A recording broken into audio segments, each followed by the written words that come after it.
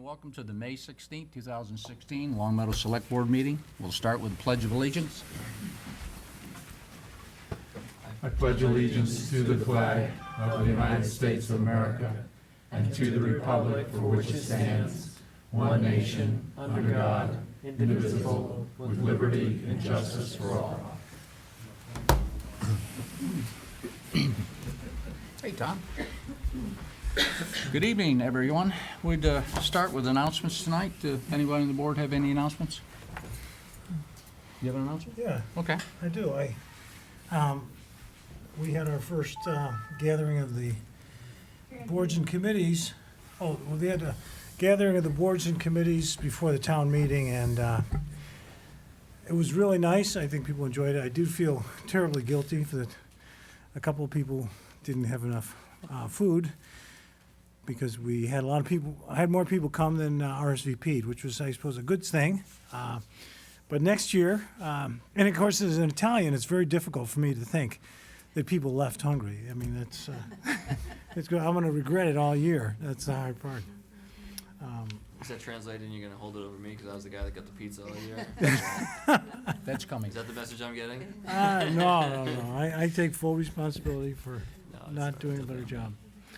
But that's about it, yeah. Okay. Any other announcements, Marie? Actually, I'd like just to make a comment. Someone saying that from the audience reminded me. Someone came up and said, these don't, all it is for recording. So people sometimes in the back of the room have trouble hearing us. So we have to make a point of speaking towards them and loudly enough. So that was my only comment for That the was your evening. announcement. Yes. Okay. Did you speak loud enough? I hope so. Was that loud enough? Okay. Mark, And I'll anything? try to face you. Stephen, anything? I'll cover it, I think, in the Okay. town manager's report. Alan? All clean? Resident Actually, comment. sorry. Excuse me. The announcement is, don't forget Long Meadow Days is Right. this weekend. True. Is this weekend. Ooh, it Is this Saturday weekend. and Sunday, Long Meadow Days 10 to 5 both days. There's also be on Sunday, there'll be a memorial service at the Veterans Memorial on the green at Noon, 12 o'clock. Yeah, 12 o'clock. After the memorial service, a group of anyone who's around and wants to volunteer will be able to go and, with our Director of Veteran Services, put flags on the graves of veterans in Long Meadow Cemetery. And also make the announcement that you're going to have a booth this year. That was going to be in the town manager Okay, report part. okay. I won't take your I'm thunder. splitting it, Yeah, okay. half and half. Okay. By the way, that green or the Long Meadow Days is going to be held regardless of snow. Yeah. Okay? Okay. Resident comments. No resident comments tonight? Okay. Select Board comments. I have one, or a couple. I guess the first thing is, it was really great to hear that we had almost 1,200 people attend our town meeting. I mean, that was a great turnout. And it just put in perspective for me the difference between us and Long Meadow, in East Long Meadow, because decisions that we made the other night with 1,200 people will be made with a board of 7, and basically 4 votes can make a big difference in those kinds of decisions. And so I want to, just commend the town. I thank you for turning out. The other thing is, when I was looking through the different reports, I noticed that there was a report of some folks who had some chickens in town, and they are going to try to get a special permit to see if they can keep their chickens. And this is becoming very popular. I know that Wilbraham recently made it legal to have chickens. I know that East Long Meadow has chickens. I know most of the towns around us probably have them. So I am just going to put it out there that if you went to the town website and you found my name, Tom Lacusa, and you emailed me, if you're interested, if this is an issue that's developing in this town, I'll get a response. And if it isn't, I won't get much of a response. But I just thought I'd put that out there for folks, because I know we try to buy organic eggs and they cost a lot, so people may want to. Do you want to have chickens? I think it would be good for people to have chickens, about as many chickens as you have cats. Probably just 2, just to keep each other company. Yeah. Tom is right. I mean, it was in the report, and for those who are watching who may not have had the benefit of the building department's report, this is actually a growing issue, and not only here I think in other communities too, as people get more into farm to table and organic foods, even though there's not many people, there's plenty of tables, but not a lot of farm here within our corporate limits. So this is something that we have. You do need a special permit to have animal husbandry at your house and keep chickens. I think that actually a particular family decided not to keep the chickens. I can tell you though that they are noisy, and so I think part of the issue is for the neighbors of people, and that's one of the reasons why I think it is an issue that if it continues to grow, we'll need to have work with maybe look at our bylaws and see if there's deficiencies that for the protection of people who keep the chickens as well as the people who are their neighbors. But I think it's one of the things that it is allowed by special permit. I would just disagree that they're noisy. Usually chickens are like cats, pretty quiet. We're just chatting, so. Unless you have no a yoke either motion. way. Rooster is another story, but, I think he meant roosters. okay. I don't think he was talking about the chicken. Okay, ladies and gentlemen, you heard it here first. It's Tom Lacusa. His email address is on the internet. He's your chicken man, okay? If there's a need. Okay, if there's a need. Excellent. Any other comments from the select board members after? Go ahead, Alex. So I would echo Tom's comments about the turnout at town meeting. And I think it was also important that we had a couple of votes on park space, Wolf Swamp Fields and Turner Park. I think the message was pretty clear that people don't want us to mess with the things that make Long Meadow special. Turner Park is one of those. Wolf Swamp Field is definitely another. So I'm hoping as we go forward with that, we heed those votes. Do you mean the non-binding votes? That's what I meant, heed Okay, them. we'll heed the non-binding votes, I'm sure. It's gonna be there's a long story on this, everybody knows that, it's keeping up with us. I think chickens would change the environment of our town too, but it's just an opinion. Huh? Yeah, residents. All right, any other select board comments? Come on, somebody's gotta have something. Okay. I've got the under, remember? Yeah, okay. Okay, annual board and committee interviews. We have possibly 27 of them tonight, and I'm sure we don't have that many that showed up. What we'd like to do is bring this up as the groups, so we can do group interviews, so I put the other seats on there, and if we have questions, we can share the mics. I'd like to start with the audit committee. So the people here tonight for the audit committee?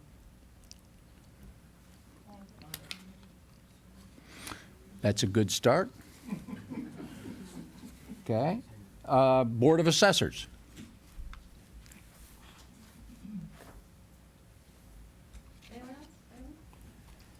Dan. Weren't you going for audit? Okay. Weren't you going for audit? What I said was if the capital committee, which was my first choice, which I went on, if in fact that was filled up, I would go for the audit committee. Okay. Okay, well, we still like you to do your interview, just in case. Okay. Sure. Go ahead, Carolyn. Carolyn Reed, 21 Vanguard Lane. I've been on the board now for 3 years, so I'm up for my, I guess, first term. I think we have a good board going right now, very active in abatement process, and we just went to the ATB hearing last week. So I really enjoyed it. Appreciated the meet and greet before the town meeting last week. Very nice to get together. And I guess that's about it. Okay. Any of the board members have Questions? questions for Carolyn? Carolyn? I do. Carolyn, one of the things we keep hearing about is our tax ceiling, and I just want to make sure people at home understand the role of the Board of Assessors relative to the assessment of houses as opposed to the relative or proportional assessment of houses. I was wondering if you could just talk a little bit about what role the assessors have. And the reason I'm saying this for people at home is that, if everybody's house had twice the value, our tax rate would be half, and we'd be paying the same amount of money, but it's not quite that easy. Right, yeah, the role of the Board of Assessors is to ensure fair and equitable assessments across the town. The Select Board actually sets the tax rate and, town meeting sets the budget. So they all play into the equation and everybody has their role, but the role of the Board of Assessors is really to make sure that the assessments in town, which is how everybody's taxes get apportioned, so to speak, that's really the role of the Board of Assessors. Thank you. Any other questions? Alex? So I actually have a couple. One is, because you're, just to piggyback off what you were just saying, so the Board of Assessors focuses on the method of assessment as opposed to the tax rate. And could you elaborate on your role versus the assessor himself, Mr. Leclerc? Well, the board really supports the principal assessor. The principal assessor is really the one in the office, visible to the taxpayers. The board really is, the principal assessor is bringing things to the board meeting, whether it's abatement applications, exemptions. He's really the driving force of the day-to-day operations, and then the board is kind of the backbone. He's bringing the information to the board so that we can, as a group, act on the various pieces of the functions within the office. So one of the, he was before our board a few months ago, and we had an interesting discussion about how commercial properties are valued. Mm-hmm. And, we talked about the particular method, because it's not based on comparables the way residential property is. Does your board get into questions like that, sort of the method of valuation, or is that left to him? No, we would discuss it as a board. I mean, a lot of times we'll have consultants come in from Vision Appraisal or various consulting firms to, the methodology is consistent throughout the state. So the board is adhering to state guidelines as far as assessments go, whether it's residential or commercial. But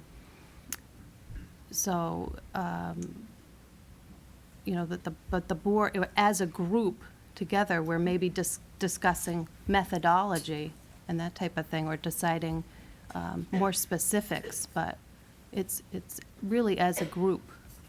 He's, the principal assessor is as I mentioned, the day-to-day operations person, but the board as a group is either he's bringing back information to the board meetings or we're making decisions on how we want to move forward. A few years ago, I think probably well before you got on the board, there was an issue of abatement applications not being acted upon, and then they would be deemed denied. I mean, that's the procedure under state law. And so it then sort of, by not acting on them, it put the onus on the taxpayer. Have you all been able to act on all of the applications that have been before you the last year? Yes. Okay. Thank you. I don't have anything. Carol, does anybody have anything else? Thank you for stepping up to the plate and wanting to be nominated back. And see, there's only, it's a 3-year term, so there's no confusion there. Thank you. Okay. All right, thank you. Capital Planning, Dan? And I don't see Jim here. How are you, lady and gentlemen? Yeah. My name is Dan Healy. I reside at 130 Academy Drive, and I'm currently on the Capital Committee now. I served for 3 years on the Finance Committee. I was the liaison to the Capital Committee, and I've been on the Capital Committee now for 2.5 years. My term is expiring this June, I believe, and so I'm reapplying for the Capital Committee. Okay. Questions by the board? Marie? Is there anything we can do to make your job easier? I know it's difficult. We've been through a lot of changes in the past year. Is there anything on a wish list for this year? When the Finance Committee, when I was on the Finance Committee and we passed the percentage increase, we're going up 1/4% every year, we also raised the minimum from $10,000 to $25,000 now, right? Wanted to go to 50, but we didn't get that through. Would like to see the Select Board, when they're reviewing the budget to see if we can put back that 2.75%, because the capital infrastructure in this town really has to be looked at. So I'd like to see if we can get back to the 2.75 and eventually to 3%. Thank you. Jimmy, you mentioned, or Dan, you'd mentioned that you'd put in for the audit committee also. Yeah, as a second choice, right. This is your primary choice here? Correct, Okay. correct. Do you have- If in fact, if there's open positions on the audit committee down the road, or I would, I'm retired, so I would do that also. Okay. If that's, I don't know if that's a conflict or not. Okay. Anybody else have a question? Can we consider this the interview for audit also? Yeah, I was going to flip hats here just real quick. We can do anything we want. Yeah, we do. Yeah, we do anything we want. Okay, so just stay seated. You all have anything for him? Okay, you're doing a great job on capital, by the way. Thank And you. you did a good job on finance too. I know you were always interested in this, the linkage between that and community preservation. So I know where your heart and soul is on this issue. Okay, let's swap hats and let's interview for the audit committee. Audit committee, okay. Well, what I didn't say in the first go-around was that I was the chief financial officer for a $500 million company in the Boston area for 16 years. And part of my responsibilities, in addition to capital, in addition to keeping the books, was also working with the auditors, external and internal auditors. The internal auditors reported to me, and of course the external auditors were an auditing firm itself, and work with them. So I feel I've got the wherewithal to work on the audit committee and such. And Okay, any questions? I don't know of any provision that you can't serve on two committees. Is I anybody think with aware? the finance the committee, finance I committee ran into a can't problem. serve. Right, Not a but yeah, problem, finance you can, but I mean on Yeah. these. You can have dual, so are you interested in dual appointments? Yeah, again, the audit committee looked like, in terms of the minutes and the functions that they have, it wasn't a lot during the year. The finance Okay. committee was every month and sometimes 2 and 3 times a month. Right. And the capital committee is, the extensive part of it is during October to March. Okay, which, and on the audit committee, which position, there's a one-year associate, there's 2 one-year associate positions, and there's 2 3-year terms. I'd like to probably go for the 1 year if that's available. Okay, that's an associate, Okay, okay. Anybody else have any questions? Dan, thank you. okay, thank you. Conservation Commission.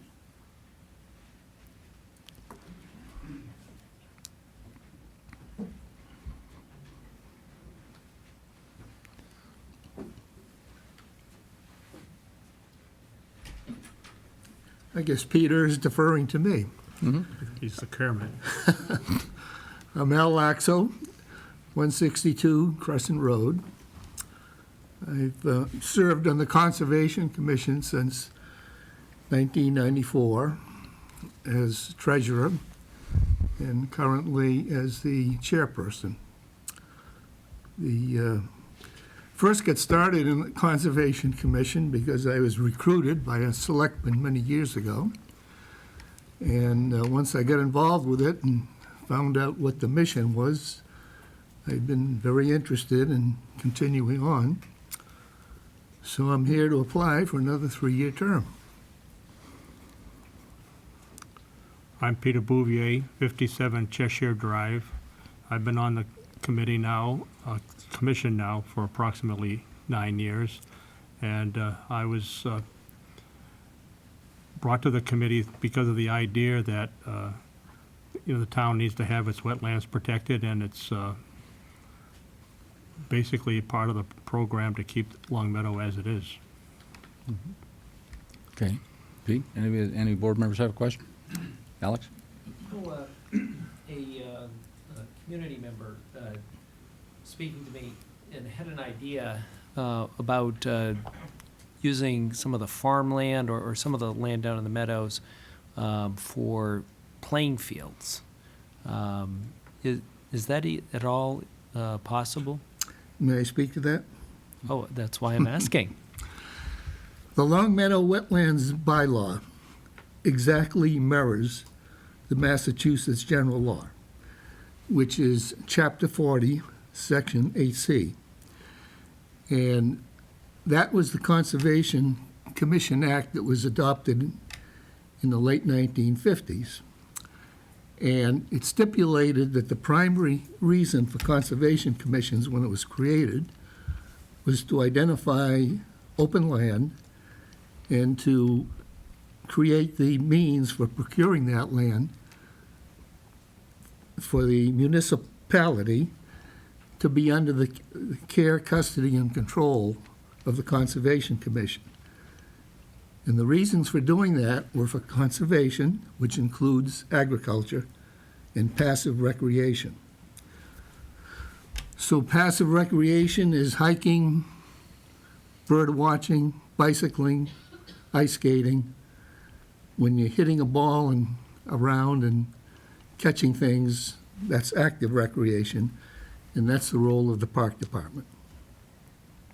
Okay, so, And further to that, the largest conservation land that we have in town is down in the farm fields, which is known as the Gassick Farms. That was the largest acquisition that the town made for conservation land, and that was supported by money from the state of Massachusetts. And in order to do that, we had to grant and agree to a conservation restriction on the Gassick Farm. So it's doubly protected. There's a conservation restriction and also the general laws. so, I mean, I guess what I'm getting from you is that even if we thought it was a good idea, it wouldn't be possible? It's not legal. Okay, well, that's, that would be not possible then, okay, all right. Because it would be deemed active recreation versus The passive. issue has come up in the past. When Dr. Leary came into Bay Path, she approached the Conservation Commission saying, hey, could we work out a deal, with all that nice land that you have down in the floodplain? And it was explained that no, it was not liable or possible because it's protected for passive recreation, not active recreation. And would a bike path, could we do a bike path? That's fine. Yeah, okay. The bike path has come up in the past, and there was a committee that along the Connecticut River, and the Conservation Commission participated in that. And the problem got to be is once they started lining it out, is how do you get from Springfield to Longmeadow? Right. Because you've got Amtrak and you've got I-91, and the only way to do that would have put a very big bridge over Amtrak, and then it was decided that at this point in time, it's not possible. Thanks. Any other members? I'd just like to get each of your thoughts about the concept of land swapping, conservation land for non-conservation land. It's come up in the past and likely come up in the future. Is that something that you consider, as a matter of course, you'd consider under unusual circumstances, you'd consider on a case-by-case, but, how does it even come up that, gee, we have some land that we could put into conservation if we could get some other land out? You want to speak to that?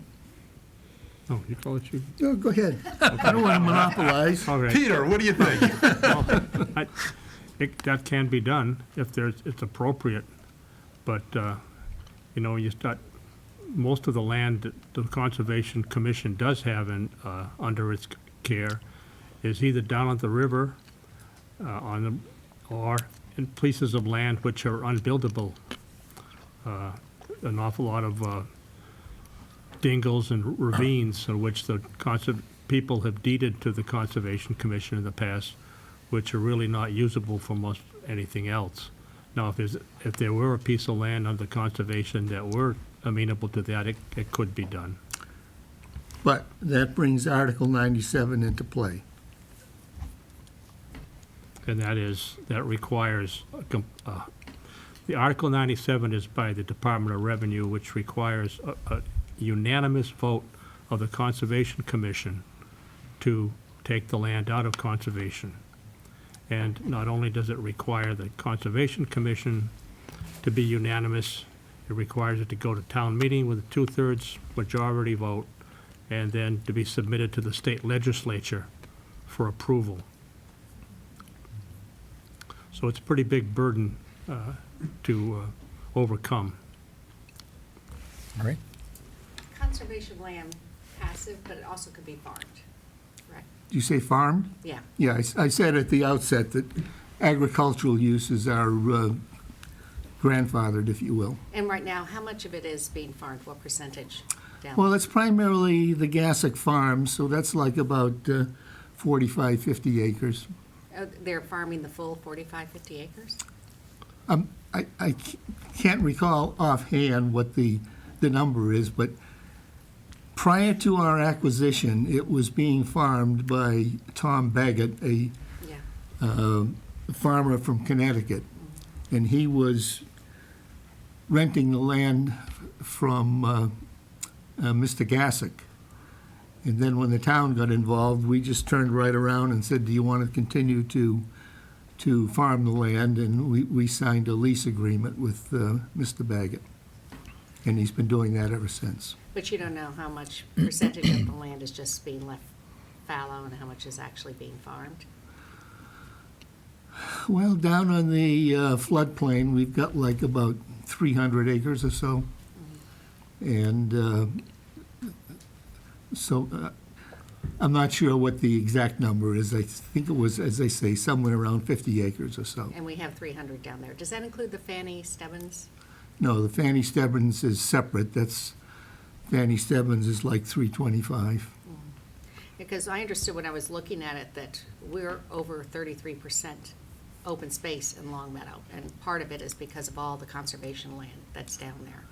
And Well, is in it- total, we have 625 protected acres of conservation land. Of the conservation land. And then none of it's irrigated though, is it? Is there irrigation laid down in the Gastick Farms?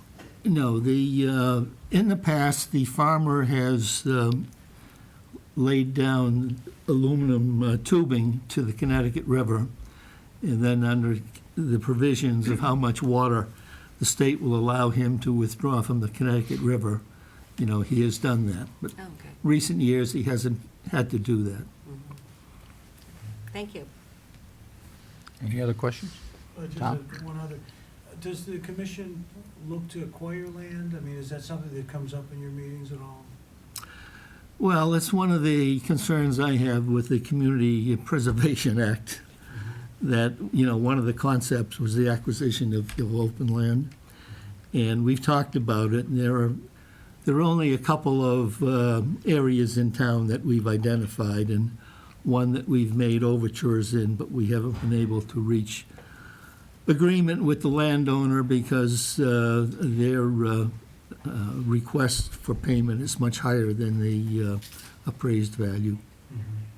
Okay, thank you. Any other questions? Thank you both for coming in tonight. Thank you. Council on Aging.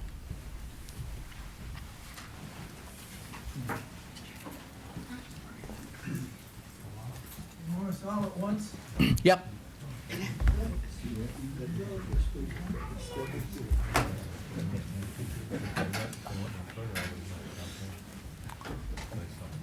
Council on Aging? Yes. Come on, Saul, get over here. You're gonna need one more chair, it looks I'll like. share with Saul. You want on the council on aging? Can you get, Yeah, I'm the youngest guy here. Looks like I haven't got a chair. well, we'll get you a chair. Okay. You got a chair coming right now. Don't trip out there.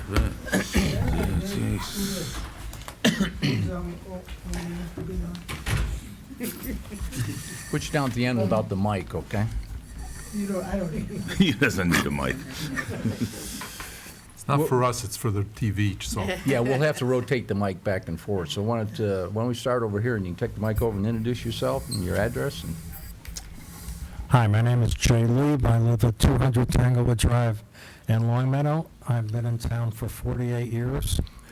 And one thing I would like to call attention to is our flag isn't properly placed.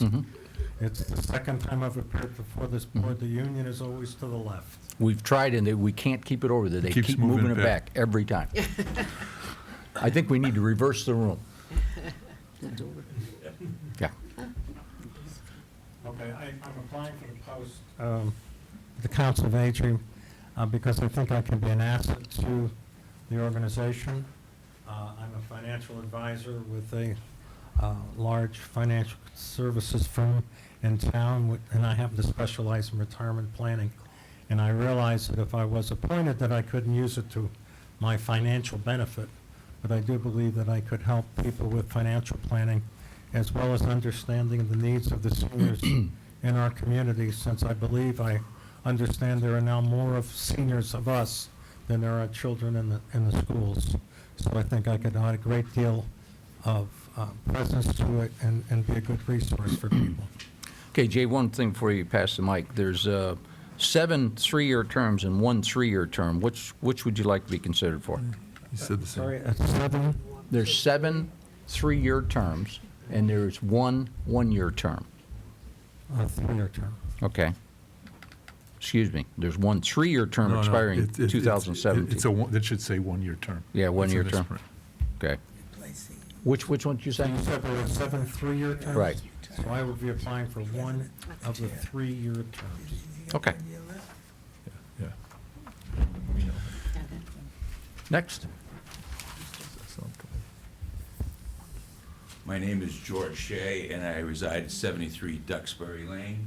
I've been a resident in town for 33 years.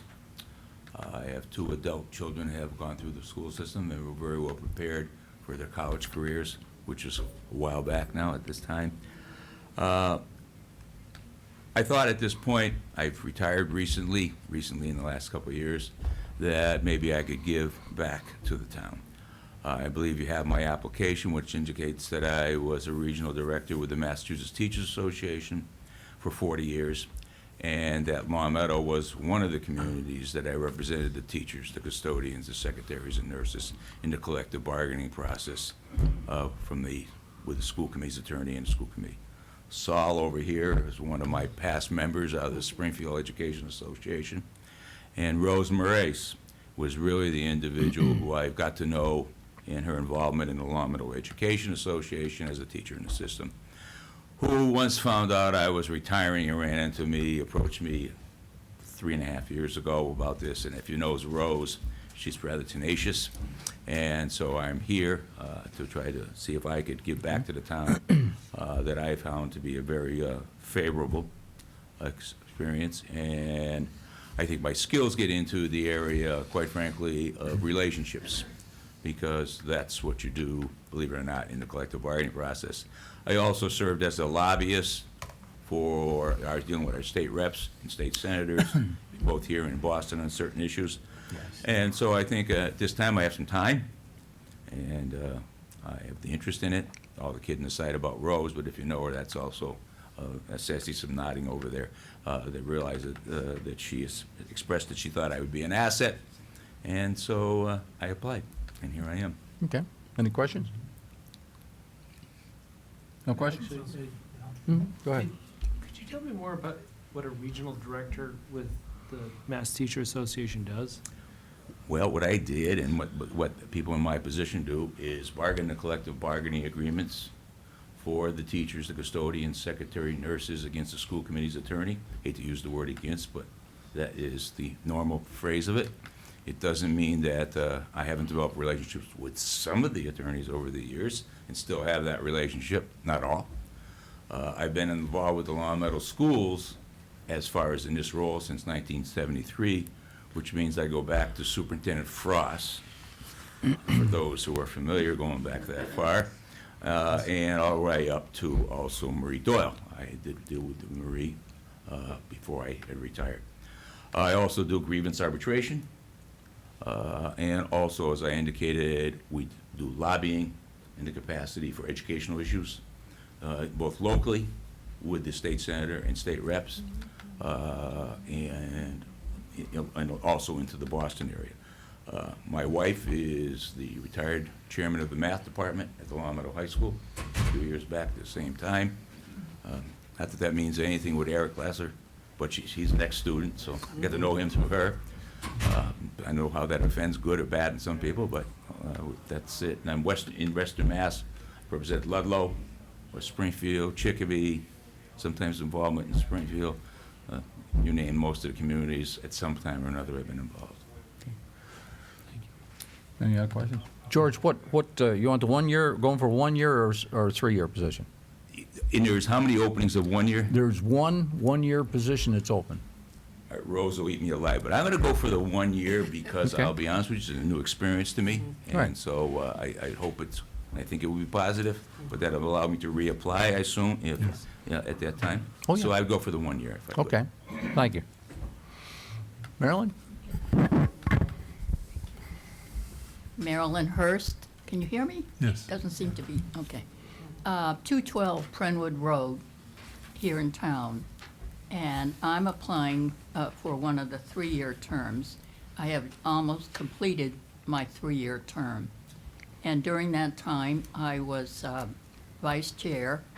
Another period, as you saw on my application, was 3 years, about 9 years ago. I started it, that's my first time, and I was chair and vice chair. And this has given me a real insight into how the Council on Aging operates. And there's been quite a change from the first time I went on to now. It's much more active and viable and very exciting to be on. And since I've always been retired when I applied for these, I didn't know if any of you might be interested what I did do, because I always say NA on my application because it doesn't apply today. But I'm always in a give back situation, and for me, even long before I became a senior citizen, I was very concerned about those who are aging and some of the situations that I've seen that I certainly would want to avoid with seniors where I'm living. Okay. Anybody have any questions for Marilyn?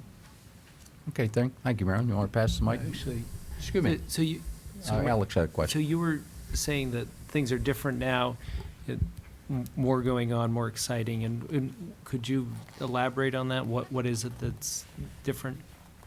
Well, it's more active.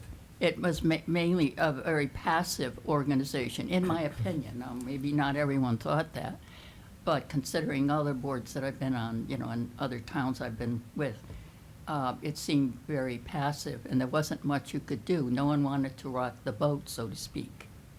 But now we have some blood that's, I'm afraid, maybe rocking the boat too much in some areas.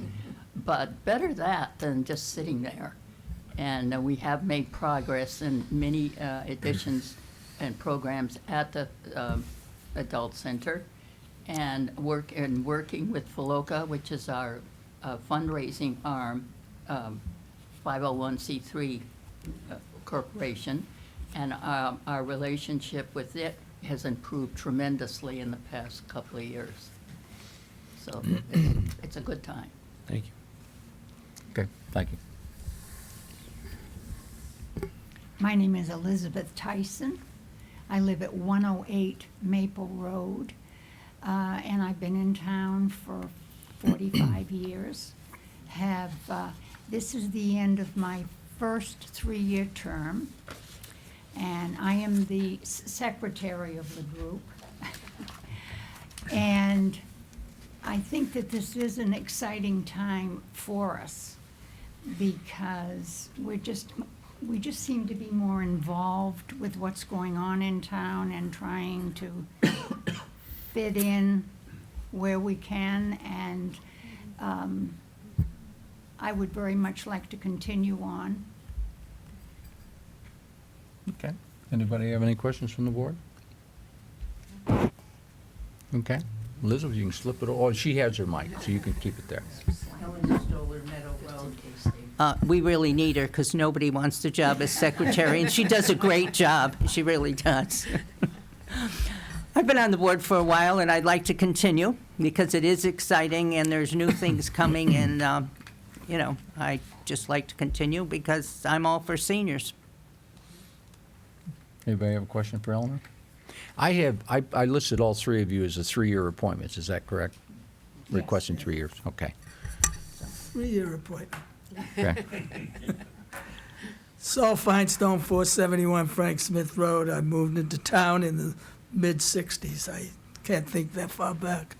But I'll reiterate much of what is said, in fact, elaborate on the fact that the committee is much more active than it was when Eleanor and I first came on board so many years ago. I think this is maybe the 5th or 6th term, and it was then a talking board when we first came on, and not much activity outgoing, and not a heck of a lot of interaction. So it was just a friendly group. It's not that anymore. It's the reason why I keep coming back and want to continue to work with the people on the Council on Aging Board of Directors. It's a very important function of this community. I know many of you have already indicated that, and we appreciate your assistance in helping us make it an even better Okay. program. Thank you. Anybody have questions for Sal? Go ahead. I'm going to use Saul as the, kind of one of the issues that concerns me is the understanding the role of the Council on Aging relative to our professional staff, and I think that's one of the things that has always come up, and it's come up more recently as we move toward a professional staff. And I know that Council on Agings also have a state-mandated role, if you will. And so I guess, Saul, I'd just ask you, and whether you're speaking on behalf of everybody else or not, on what you see as the COA role relative to Amy Sato, who's our professional down there, the staff that's there, and with state law. Do you see yourselves as policy makers, policy influencers, suggesters, supporter? How do you see it? Suggest and assist Amy Sato. Basically, that's our role. We do not make decisions. We help in having her get our feelings and what we think about issues that may arise. We have no authority over the staff. We're just actually aid and assist Amy in her job. And we sometimes, it seems like we have so much interest in the program, we have to be careful that we don't go beyond that. Thank you. Okay. Any other questions? I guess, well, I'm sorry. Okay, go ahead. Say yes. So, from your board, has there been anything specifically that's happened in the last few years that you think has really pulled the group together? Is it focus or? I think you know the answer. We're looking for one of the improvements, and a big improvement would be it's necessary for the town to have a senior center that can do the things that we wanted to see it do. And the current site is not adequate. It's doing a great job. We've done great things, and it's been improving along the way, using the facility to the best of our ability. But the new senior center in town somewhere. We know that's not going to be an easy process, but with as much help as you can provide, we would like to be able to come to some success. We had a little drawback on the last town meeting, but I don't think it's insurmountable to keep going. Yeah, I just was in Agawam this past weekend. I drove by their senior center in Agawam, and I just thought, if people in the town meeting could see pictures of all the local senior centers at a town meeting, they would be voting for a new center, I'm sure. Thank you. Any other questions? Thank you all for coming out tonight and for showing interest. Stephen? No, not for that. I would ask Richard. I'm if going we- to bring Oh, for Margaret? Pete. No, Margaret Rankus. There's a park board meeting going on right now, and I received communication that they'd like her to be back at the park board meeting, so if we could take Okay. Margaret out of order. Okay, yeah. Anybody mind that? No, fine. Yeah. I thought we were talking about Pete, because I see Pete come in late. I'll get you in a minute, Pete. We'll get Margaret, and then grab you.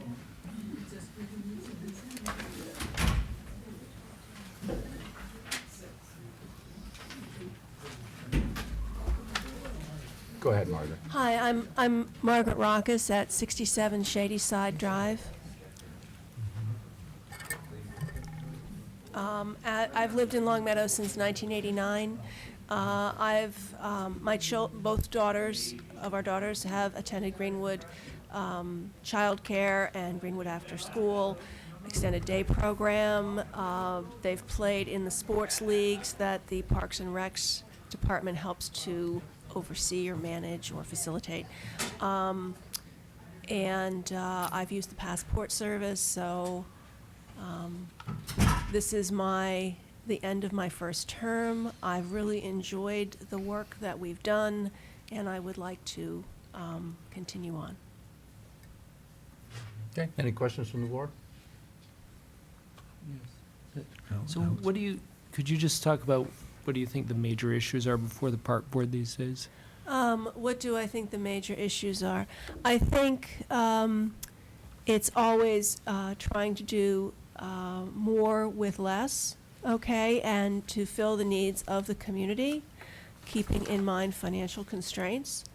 I think we look to enhance community ties by providing shared facilities. I think taking care of infrastructure issues for facilities we already have, such as, whether we're talking tennis court complex or pools or, something else is very important to us. So, could you talk about the shared facilities? I'm not exactly sure which you're Oh, well, referring to. I guess I mean, pools, playing fields, tennis courts. Sort of sharing between whom and whom. Well, so you could have a private club, right, that Right. had tennis courts and a swimming pool. Sure. But these are town-shared facilities. Right. And so it's a way to bring people together who might not, live in the same area of town. It's a great way to bring kids. For example, the Greenwood pool is used for recreational swimming by neighbors residents who buy pool passes. It's also very important for the day camp program. Right. And it's a great way for kids to learn to swim. It's a hot day, they jump in, they love it. So that kind of, and it's also sharing amongst different functions at the same time, because the kids are in the pool in the afternoon when residents are as well. So it's, I think those are very important ties that we can help people establish to the town. And do we do any sharing with the school department or school programs? One example is the tennis courts. Sure. Right? So the high school teams, boys and girls use those in the spring. I believe Bay Path's tennis season is in the fall. So we share with Bay Path. We share with the Parks and Recs tennis weeks, the instructional, Sure. whether they're for a week in the summer or weekly lessons that happen pretty much April through, I would say, October. So our facilities get a good bit of use. Sure. Yeah. Anyone else, Maureen? I remember correctly, when you came on, you talked about wanting to see programs expanded to adults also, because we often hear about the Parks and Rec, it's for the children and the playing fields and the Yes. soccer, and so I know it's been a challenge, and are you still interested in trying to expand that? I am still interested in trying to do that, yes. Even jealously for myself, I would love to get an older women's soccer group going. We'd probably be in traction after the first couple of weeks, but it would be a fun thing to try. But yes, I would like to expand into some adult programs. I know you have set up the cross-country mile, which is Right. basically open to everybody. Right, that's right. I think that's great. I'd like to run it myself. It's just never happened at the right time. So, yes, I'm really in support of programs for, 7 to 75 or 85. And I was wondering if you would consider, one of the things I think we're missing in town too is for the developmentally disabled and the disabled in our town, to be able to have the facilities and maybe to start recruit them, whether it's for social or sports activities. Oh, I think that's a great idea.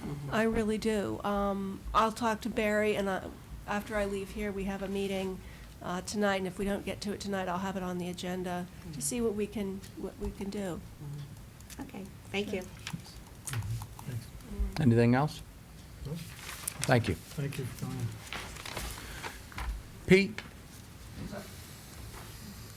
We're going to jump back and grab Pete real quick. He walked in on the audit committee. Yes, thank you. Thank you. Pete Lambert, 5 Meadowbrook Road, Audit Committee. Okay. And who, why, and when, Pete?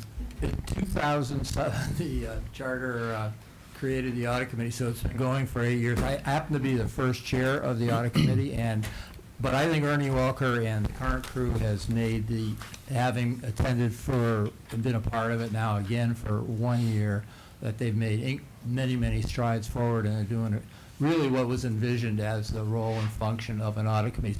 When I was on the finance committee, we never got around to do what they're doing on the audit committee. I mean, really looking at the financial statements, really engaging with the independent auditor, and being critical on the risks that exist in town and whether they're being identified. So as a brand new independent auditor, I think this coming year to get some traction with that group is important. And there's a number of other reporting improvements that can be made to supplement what the town has already done. I think it's great.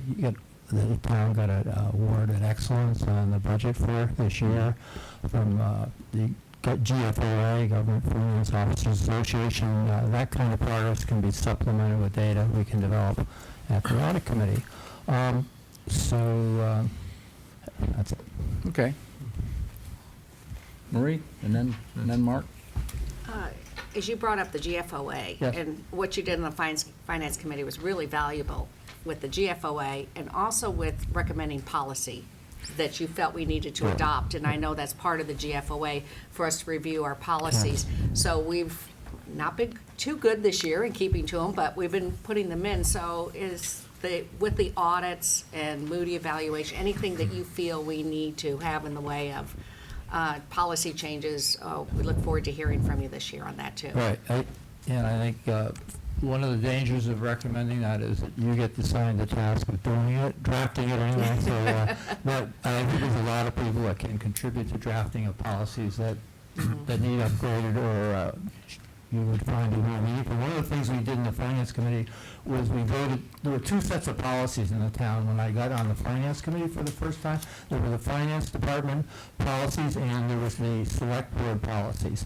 And we got to go right away to abandon and take out of circulation the Finance Committee policies, and then we focused on with Steiger's leadership working on the capital and policy and other policies. Mark? Yeah, Peter, I have a couple of questions for you. The first one is, in terms of the audit committee's responsibilities, do you see the audit committee as auditing things other than money? I think the chair does right now, yes. But I don't know, what's the field for money, like? Well, policies, though, and procedures. I think one of the areas that I asked the chairman to look at was to go out to the collaborative and look at that, look at the risks that might exist in the Scandic Valley Health Program, that there are macro risks, I know, and then we have the minor risks of cash floating around at ball games, and making sure that's collected and audited at the right time. So what kind of non-financial? Well, I was thinking in terms of auditing policies or auditing procedures, that kind of thing. There's no staff on audit, so I would say it's an interesting thought, but it's definitely not in the scope right now. Okay. I'm not the chair, so I would refer to the chair. My other is more of a comment than a question, but I had mentioned this when the audit committee was here at the last meeting, is I'd like to see the audit committee see the school committee as an equal or certainly a participating partner in some of these policies until we truly have a single finance department in town. Always, and because a lot of the audit comments had to do with school policies and procedures. I'd just like to see the audit committee try to make a presentation in front of the school committee, make sure they're aware of the issues too. The school committee signed on for what is called ASBO, which is the comparable GFOA on the budgeting practices, and one of the things I was doing was to look to see, I went over to the library to look at the documents that Steve was pointing out at the town meeting, and I read that one, and it's fantastic. It talks about goals, accomplishments, and I haven't seen the output from the school committee, which they committed to by unanimous vote, at the same time the select board committed to a unanimous vote to do. And I was going to ask Town Mazza if I could see what progress they've made in that direction. ASBO, Association of School Business Managers Organization, or something like that, ASBO. It's really everything. It's just like GFOA, best practices and all the transparency disclosures. It's just more focused on education and, metrics like student population and grades and things like that. One question before I go on here. There's a 1-year associate and there's the 3-year term. Which are you applying for? I was going, for 3, go for 3. Okay. Okay, go ahead, Tom. So when we have an outside audit, they give that report to your committee to look at also and sort of compare? And yes, Tom, we just recently got it, and we get some soaking time, and we come back and work on it. And this is the first one from an auditor. We were pleased in certain areas and critical in others.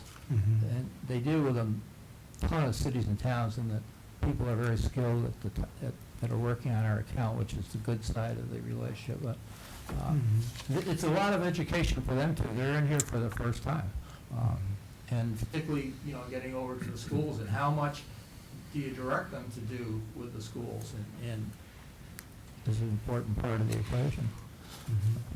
And so once you digest this and process it, will there be any report back to this board about, what you got? Yes. Yeah. And I think last time, unfortunately, the draft didn't get to the committee on time to you, and I think they were hoping that discussion would occur that night when we were here, but it didn't. So I'll leave it up to you as to what follow-up you're doing with that. Okay. Just one more question. All fields progress over time, and I'm sure that, we have new auditors, and I didn't know if they were presenting any information in a way that our audit committee would need any additional training to understand. Is any of that stuff, because Training and education is so huge when you get into, the answer for training is yes for everybody, including myself. I'm always trying to figure out OPEB in one way or another, and the pension, the unfunded pension piece, the whole matter of reserves, proper reserves, and capital financing, debt management. That it's endless. Okay, so thank you for serving to, take on the responsibility to understand all those things. Yeah, right. Yeah. So, okay, well, great, thank you. Alex? Nope. Thank you. Pete?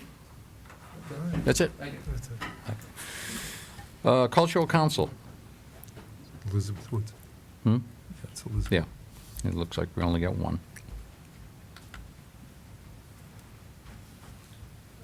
Elizabeth Woods, 114 Prinwood Road. I've served the past 3 years on the Cultural Council. I'm applying for renewing for the next 3 years. Okay. Any questions by the board? Just think it's great what the Cultural Council does, and with a very, very minute budget.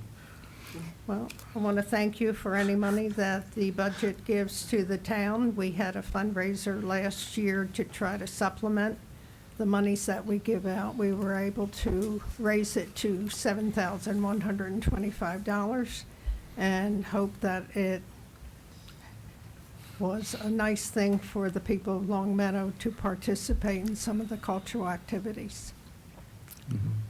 And Right? Just a comment, the fundraiser is a wonderful evening at the library, the art show, and they have music there, and you already have your date, I understand, for 2016. We have a date for Thursday night, November the 3rd, and we have a Long Meadow artist who has donated her painting to be,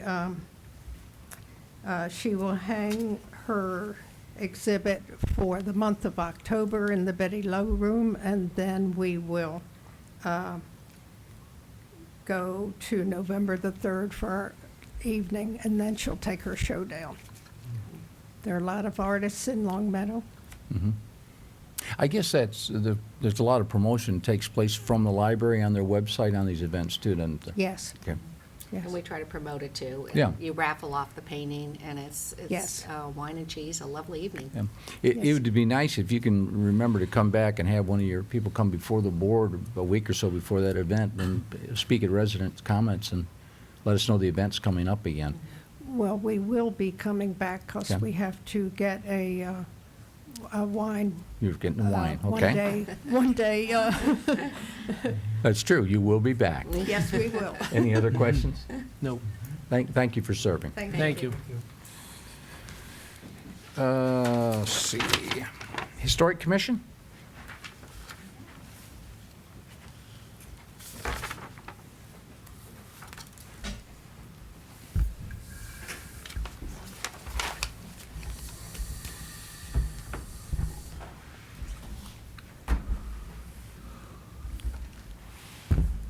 I'm Dave Marinelli, 9 Overbrook Lane. I've been in town for 28 years, and I'm applying for a position on the Historic Commission. And I'm Barbara Fitzgerald at 49 Captain Road. I'm currently serving on the Historical Commission. I'd like to continue serving. Okay. Before we click it over, can you tell me there's a 3-year term expiring, or it's a 1-year term that's open. There's a 2-year term open, and there's 2 3-year terms open. Barb, you get first pick. Well, I guess a 3-year term. Okay. I'll go for a 3-year term, why not? It's just a matter of when you have to come back here. Yeah. Okay, good. Now we start with any questions that the board members have? Alex? Can you, could each of you just talk about, at least from your perspective, the major issues that you've been, that are facing the commission? I mean, it sounds like neither one of you have been on the commission, so. No. Barbara has. Oh, okay. I guess our memo didn't say that. But anyway, so maybe you could speak to that more.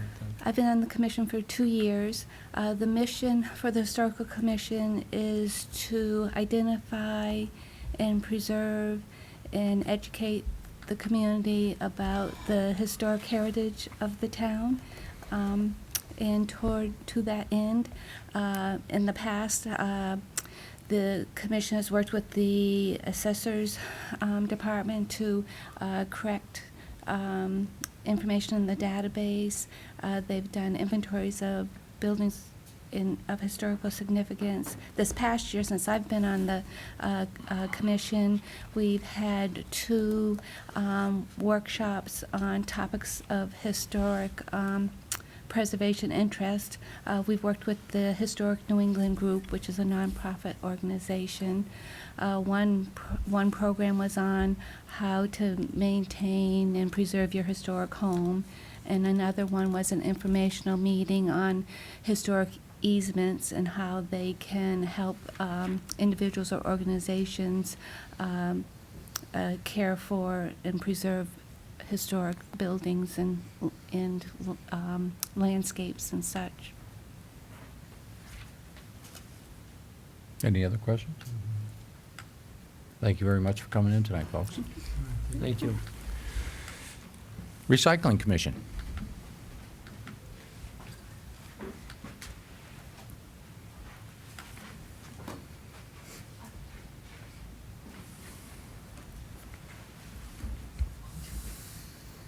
You go. Edward Jelinski, 14 Fenwood Road. I've been living in town since 1973, and I'm going to want to renew my permission. I've probably been on the board for 25 years plus. Dawn Barkman, 10 Chatham Road. I've been in town for about 45 years. I think I've been on recycling for about 20. I'm wanting to renew my 3-year term. It's a great committee. I feel like we've been really successful, and I think you all know what success Longmeadow has had in the recycling field. And we all work well together. We have our own niche of different things we do, but it all comes together, and I think we have a good group. Any questions from the board? Alex? Now, we've had some discussion about this before, but about how we collect recycling, whether it's, sorted versus non-sorted. Some places do it, and some places don't. Single stream versus, Right, yeah. right.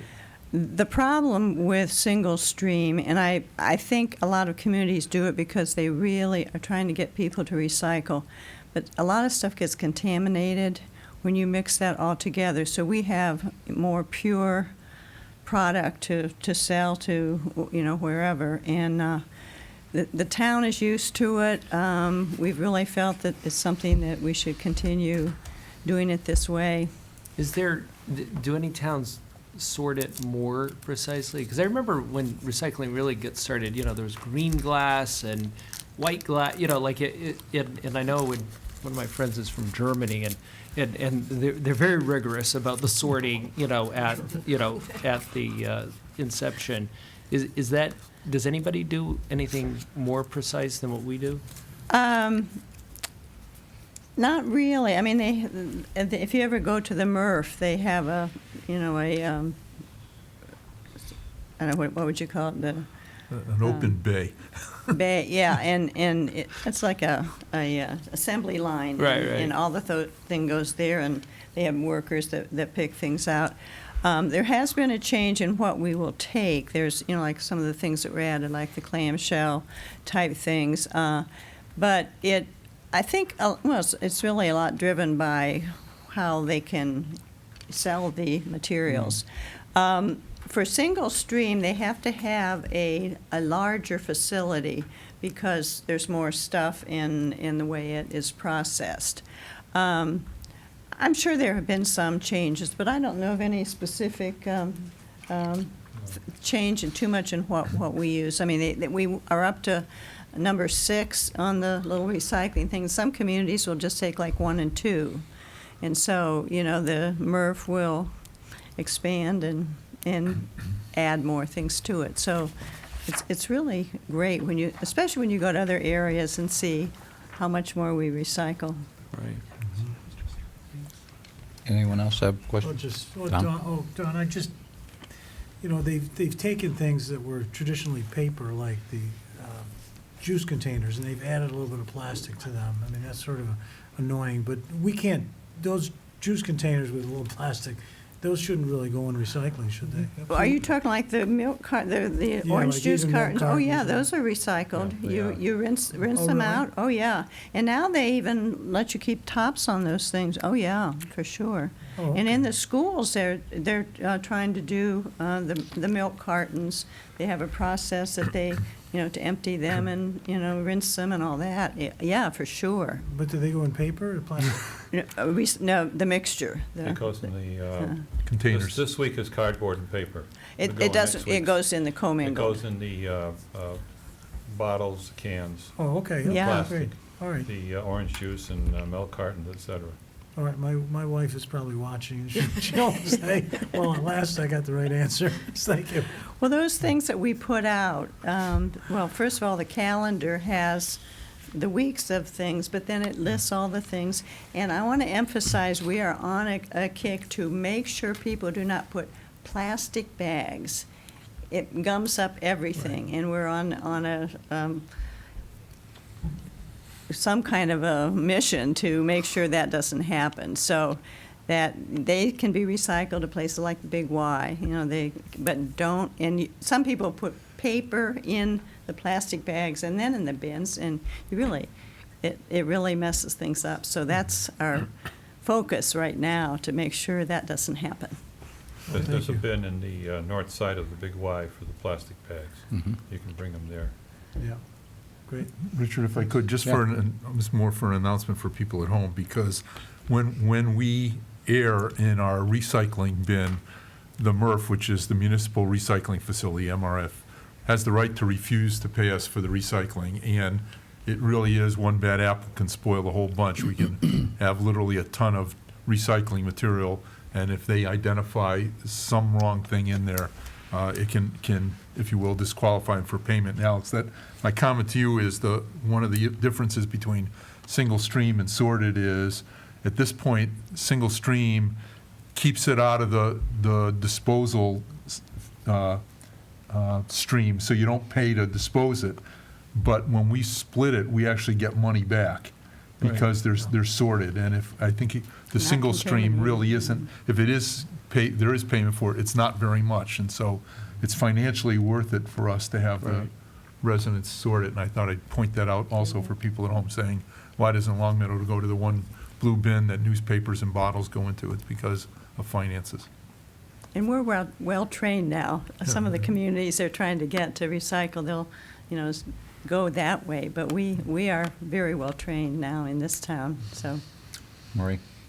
And everyone should go read the website and also the material you send out, because you've expanded what you're recycling down at the recycle center, Right. too. Mhm. I think it's plastic furniture, children's plastic furniture is We're coming up. expecting a bin that will come to do that, yes. And that's a huge thing that comes out of the regular trash. And it's really beneficial. And there's a book bin now, too, that's been there. And those books get sent overseas and so forth. And a lot of times, they could be recycled paper-wise by tearing them all apart. But this way you feel kind of good about that they are used as is. And I attend the pizza party that you throw for the janitors every year, which is nice. And they talked about how much doing the milk cartons you've really saved, because we pay per weight, and getting rid of the liquids that we're pouring into our garbage. They save thousands coming out of the schools, and we should probably be doing that at home. And then Arlene got me to buy one of your food compost. Yep. And I don't use it for everything, but the coffee grounds really add up. So it's all weight, and it's making a difference. But I do have a question. I read somewhere that most towns do very poorly in recycling fluorescent bulbs. And how are we doing, or is there anything we need to be doing better? Well, we collect them at the recycling center. Brightwood has collected them, but how much longer, they'll be doing that. Where's the other place? I'm trying to remember.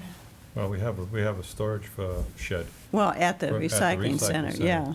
And lots of people were bringing them to mow at the Brightwood Hardware, but not at the businesses being sold.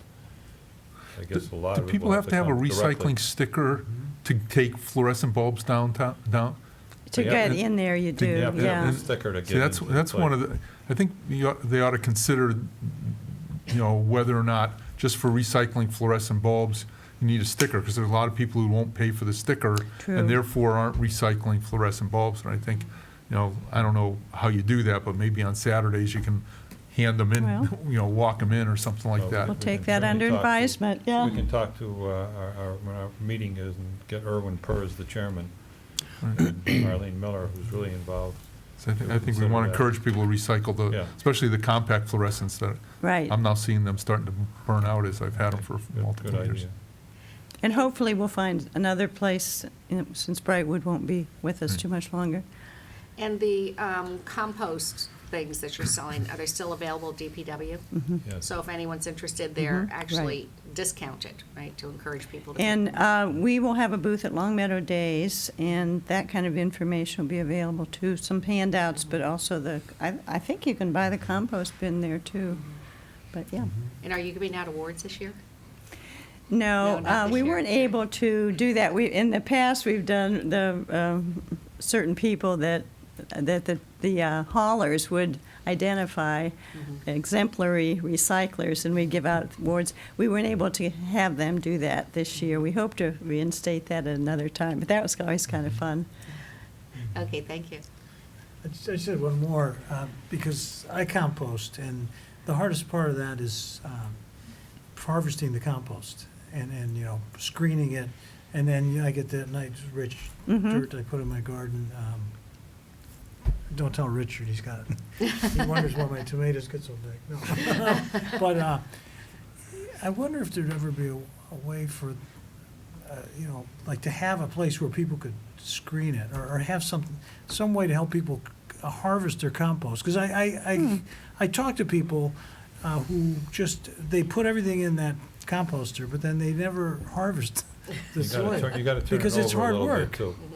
You gotta turn it over in the compost. And you gotta turn it over, but eventually you Use wanna a shovel or a pitchfork or something. screen it, but eventually you wanna screen it and use that rich soil in your garden. I don't know, does that ever, I don't know. I'll ask if, you know, maybe someone would know I wonder if there's a way about that we that. could, I think if you're using it in your garden, if you just don't necessarily throw it on the top, you can move some of the dirt off the way and then put the compost stuff there and then push the dirt back on. The Mhm. compost stuff would be underneath your loam or soil Yeah. that you're using. That would be more preferred, I think. yeah. As a suggestion. Maybe I just go through much work screening it, I guess. Yeah, maybe. Yeah, I might be should just fine. shovel it Yeah. on the way it is. All right, thank you, Bill. Anything else? Thank you for coming Can I in just tonight. add one more thing? Yeah. Just to build on the work of the recycling committee, we did get the single highest payment in the Pioneer Valley from the MRF this year. And that's not on a per capita basis, that's on an actual dollar basis. And it's because of the precision that our recycling program has been developed over time with the recycling committee, so I commend their work. Okay. Thank you. Thank you, folks. Okay. Thanks for Okay. coming in. Tree Committee.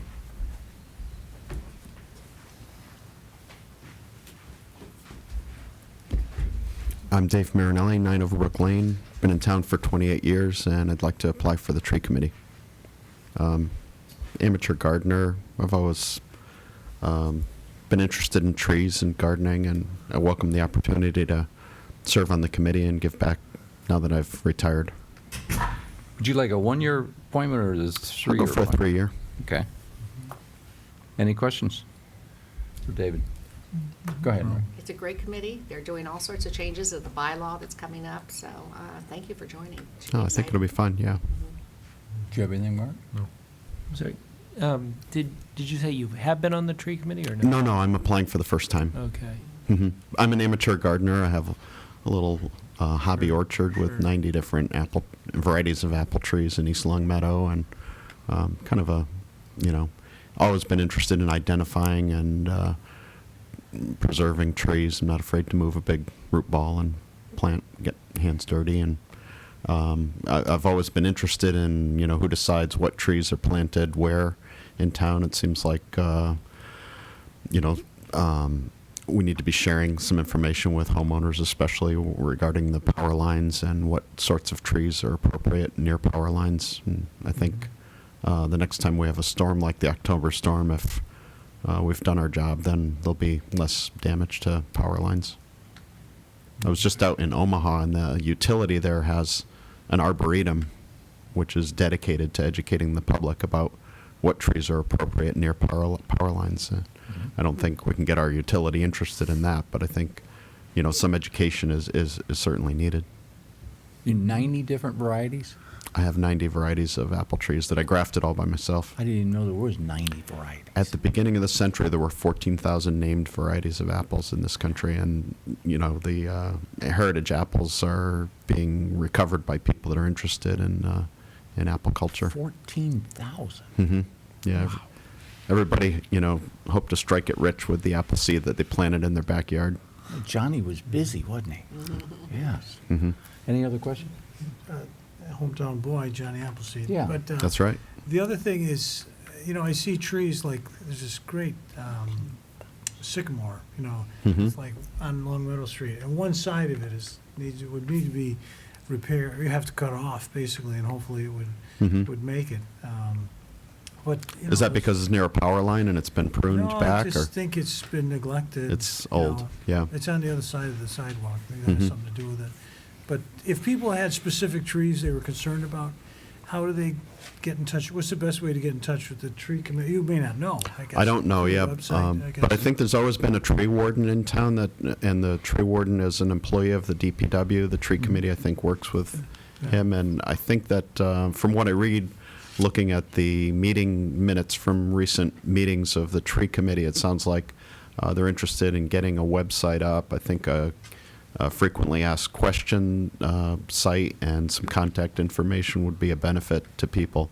A lot of people don't really know, where does the tree belt end, and can I, can I do something with this tree, or do I have to contact somebody, and who do I contact? And I think one of the goals of the tree committee should be to make sure that everybody knows where to get that information. Great, thank you. Okay. Any other, Maureen? As you heard, we have hundreds of acres, and Mhm. one of the things that they've always batted around was a small tree nursery down there Mhm. for growing and then planting and transplanting. So you'd be a wonderful asset. Thank you for your volunteering. It could be a wonderful place to, for instance, have American Chestnut Foundation tree nursery. There's one up in Whately that has 1,000 new chestnut trees planted this year as part of a way to restore the American chestnut to the forest. Wonderful. Thank you. Wasn't the chestnut wiped out due to The disease? chestnut, the tops of the trees were wiped out, but if you hike the Holyoke Range, you'll see chestnut trees that live for 10 or 15 years before the blight knocks them back to their 100-year-old roots. So the trees are still there. It's just a question of getting a tree that's resistant to the blight to get large enough to flower and to continue to propagate.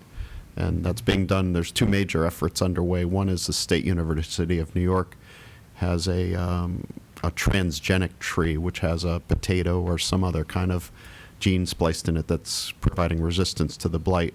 But the American Chestnut Foundation is cross-breeding American chestnuts with Chinese chestnuts and selecting them for American traits and Chinese resistance. And that's what they're doing up in Whately and a few other places. And they're always looking for sandy open space to plant chestnut trees, so it could be a Long possibility. Meadows, pile of sand, I It could be. I don't know if they would like the 100-year flood possibility, but it's certainly sandy soil. Wow, you seem incredibly qualified for this position. This is one of the things I've been amazed at serving on this board is how much talent there is in town. People just come out of the woodwork, like you, that are, amazingly qualified for our committees. So thank you for applying. Well, I can't read a financial report, but I can tell a tree from something else. Thank you, sir. Thank you. Jeff McAlmond is the tree warden. Yeah, Jeff McGowan. And we make the appointments at our, no, we won't be able to make it next meeting because we have interviews to do, so it'll be 4 weeks before we make the appointments. Okay? I can still go to the meeting as a Oh, member of the absolutely, public, though. absolutely. And it's 14,000. There's never a night goes by we don't learn something new. Zoning Board of Appeals. We have to pick the Z. Yes. Do you ever rotate, so your meeting can start from Z and Next year, Suzanne, how about that, when you're not up for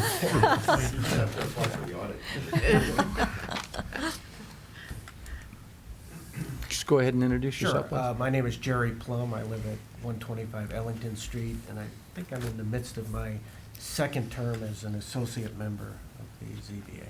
Okay. My name is Suzanne White, and I live at 240 Longmeadow Street. And I was approached by some of the people on the committee, and I wanted to be on the Zoning Board of Appeals because there's a need. Okay. You have questions from the board? I know that it's batted back and forth that we need to make some zoning changes or reviews, and anything we can do to help you with this process?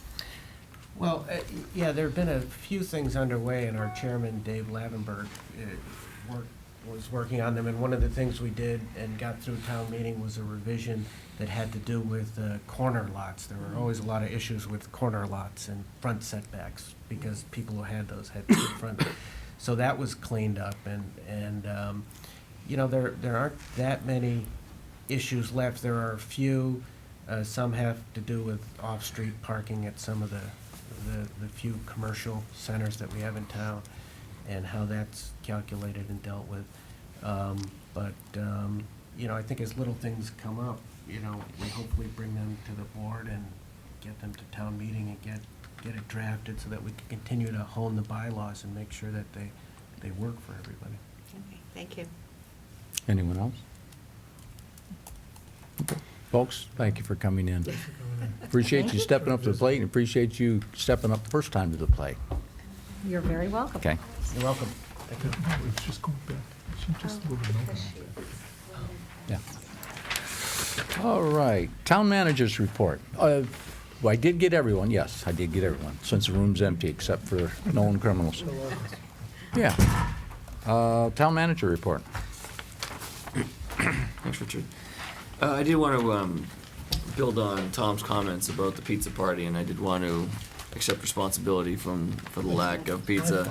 No, it was, we tried to get RSVP. The one thing I want to say is we did not, a lot more people showed up than had RSVP'd, and I had built in a factor for that contingency on the pizza order, but not a factor that was sufficient to meet the demands of the dinner crowd. But the one thing I want to comment on, is actually builds on the comment Alex just made, is that with relatively short notice, the boards and committees did a really good job submitting their little posters, the posters that Tom had designed, getting them filled out and getting them back to us in formats that we could reasonably convert into those posters that were hanging along the windows. And I think just shows the level of commitment that people who are on those boards and committees have, where this thing that really has never been done before and hasn't really been talked a lot about in the community, they still got the message and felt it was important to contribute their response. And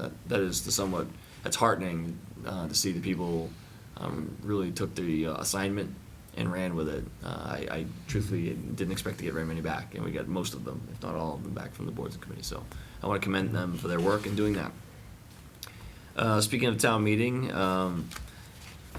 it was somewhat historic in that, in terms of the attendance for just a regular annual town meeting, it was the most well-attended. I think Kathy went back 10 years. I know the high school vote was more highly attended, but that was a special town meeting. So going back just regular annual town meetings, this was very highly attended, 1,235 voters. It was also the longest. I don't know how far but it had the latest adjournment time of any of the ones she looked at. Due to the unique nature of the warrant, there was additional effort that went into planning for the town meeting, and additional time that was required from police, fire, and DPW. I outlined some of that in my report. It was an additional expense, but it also did serve as a professional development opportunity for the agencies to work together. So we were able to take something that was really kind of an evolving situation as we got close to town meeting, and use it to not only prepare for the event, but also use it as, well, since the town meeting went so smoothly, it turned out to be a training exercise. But I do want to commend the departments for really showing their best face in preparing for the meeting and making sure that they had planned for many contingencies. Richard, can I inquire? Sure. Yeah. So, Stephen, the memo said that there were 1,230 registered voters. And I was struck by that even the earliest vote had less than 1,000, or it was right around 1,000. Did anybody ever try to reconcile that? Because I mean, 'cause obviously people leave as they go along, but it didn't seem like there was ever at a point where 1,230 people voted. I would suggest that, and this is I heard commentary on this from people who were at the meeting. They were watching at home, and when the warrant advanced to the articles that they wanted to come vote on, they came down and registered. So there was registration going. In most town meetings, you get like that glut of registration right at the beginning, and the highest number you have is when we vote on the Goldwaith Trust. I mean, or potentially the budget. This year, we had a steady stream of people coming in even after the meeting was called to order. Like I said, and the feedback I got was people were either watching or live streaming at home and waiting for articles that were of interest to them to come down and vote. But you're right, the hand count was like 990 something. See, I just want to comment that our moderator, she could see there was like a 30 vote difference out of all those people, and she picked it out. And she says, nope, it didn't pass. And then they did all that voting. It took a long time, and they found out that she was right on the money, which was good. I know moderator Rebecca Townsend should really be commended for really conducting a very efficient town meeting. I think she enabled folks who wanted to be heard to have the chance to be heard, and nevertheless were able to get to the business of the town in one night, which is something I think people wanted. Like I said, so I mean, all things considered, and we teased her about being, she gets an annual salary for that effort of $100 a year. And she was probably down in the $2 to $3 an hour range just for this one meeting by the time we got done with all the level of effort planning. I really want to commend her. There were some things that we talked about that she wanted to try new, like the consent agenda, different counting system, and I think by and large, most of it was pretty effective. I think the planning was well served. The things that weren't as effective, we had a debrief meeting after and kind of went through and said, how can we improve? What didn't work? And she identified some things that, quite frankly, were her ideas that were not as effective in conducting the town meeting as quickly or as efficiently as possible. So I think it's not only how well she did last Tuesday, it's her commitment to making sure that the next town meeting can be even better. So I guess that I think, at least for me, there's a lot of activity and work that goes into the town meeting in advance, whether it's preparing the annual budget or different warrant articles and getting the PowerPoint presentations together, or even just going out there and making sure that the tarps are on the gym floor. But there is something, I think, gratifying about seeing a successful town meeting, knowing that the residents of Long Meadow really stay involved and informed, and that shows clearly, I think, in the conducting of town meeting, especially this year. And any feedback on having 3 different speakers? I thought that was very effective. Yeah, that was another one of it. That'll go on again. Yeah, that was actually one of the things we did is we talked to the town of Lexington somewhat extensively because of similar experiences they had, and we got a lot of great advice from them. And the moderator in Lexington was the one who suggested the yes, no, and question mics. And again, I think that's one of those initiatives that it was new to town meeting, but town meeting voters really picked up on the value of it right away, especially when it got late and when people figured out the 5 and 5 and they were counting and someone said, I support this, so someone could call the question and then sat down and voted no on it. And you had a few of those moments, but I think it really connected people with what was happening in the moment. It connected town meeting voters with what was happening. So I think a lot of those, innovations were, did well. Right. You said you had a debriefing. I know that some people, I didn't see it because I was in the meeting, there was a long line. Have you talked about how you might handle the speed of the line next time and some new solutions to that? I think, there's a finite number of election workers that we have, and this is really a finite number of space to queue them in the gym. And I think a situation like that, we're going to have a lot of people tend to arrive at a short period of time. There's just going to be a line. I think I did know there was a line. I honestly did not hear a complaint about the speed of the line. I think the line moved fairly well. Well, I heard there were certain sectors that were moving slower, and I just didn't know if Kathy sat down and really looked at it and see where she might need to add more workers and what precincts. We can look at that, but like I said, I didn't really hear. I know there was a line. I didn't hear too many complaints about it. But like I said, and honestly, the election workers, I mean, they do get paid, but it's a very, very small amount, and it's a fairly high-pressure job where a lot is expected of them, and a lot of pressure is on them for a very short period of time, and many of them are retirees, and they all do very, very well under, like I said, stressful circumstances. So it really is a total team effort, and there are dozens of people that were involved this year in making it come off really well. I don't know if this was part of the debrief or maybe this is something we have to discuss with the moderator. Toward the end, we were voting on articles together, and that was a new one because we had discussed the consent agenda, but then that was sort of a new procedure. Did you guys discuss that during the debrief? We did, and I think, and actually, during that time, Rebecca did note that under town meeting time, which is the, she said if we had $1 for time she's at town meeting time during the meeting, we could have bought more pizza for everybody, because that is the rule book that moderators adhere to. And we may say in advance, we really shouldn't be doing we talked about CPA, they have to be on the warrant, kind of separately instead of like the capital articles and everything else. But once town meeting is called to order, town meeting voters really get to decide through motions and voting, like advancing articles and things like that, how the meeting actually gets to come, how the meeting gets executed.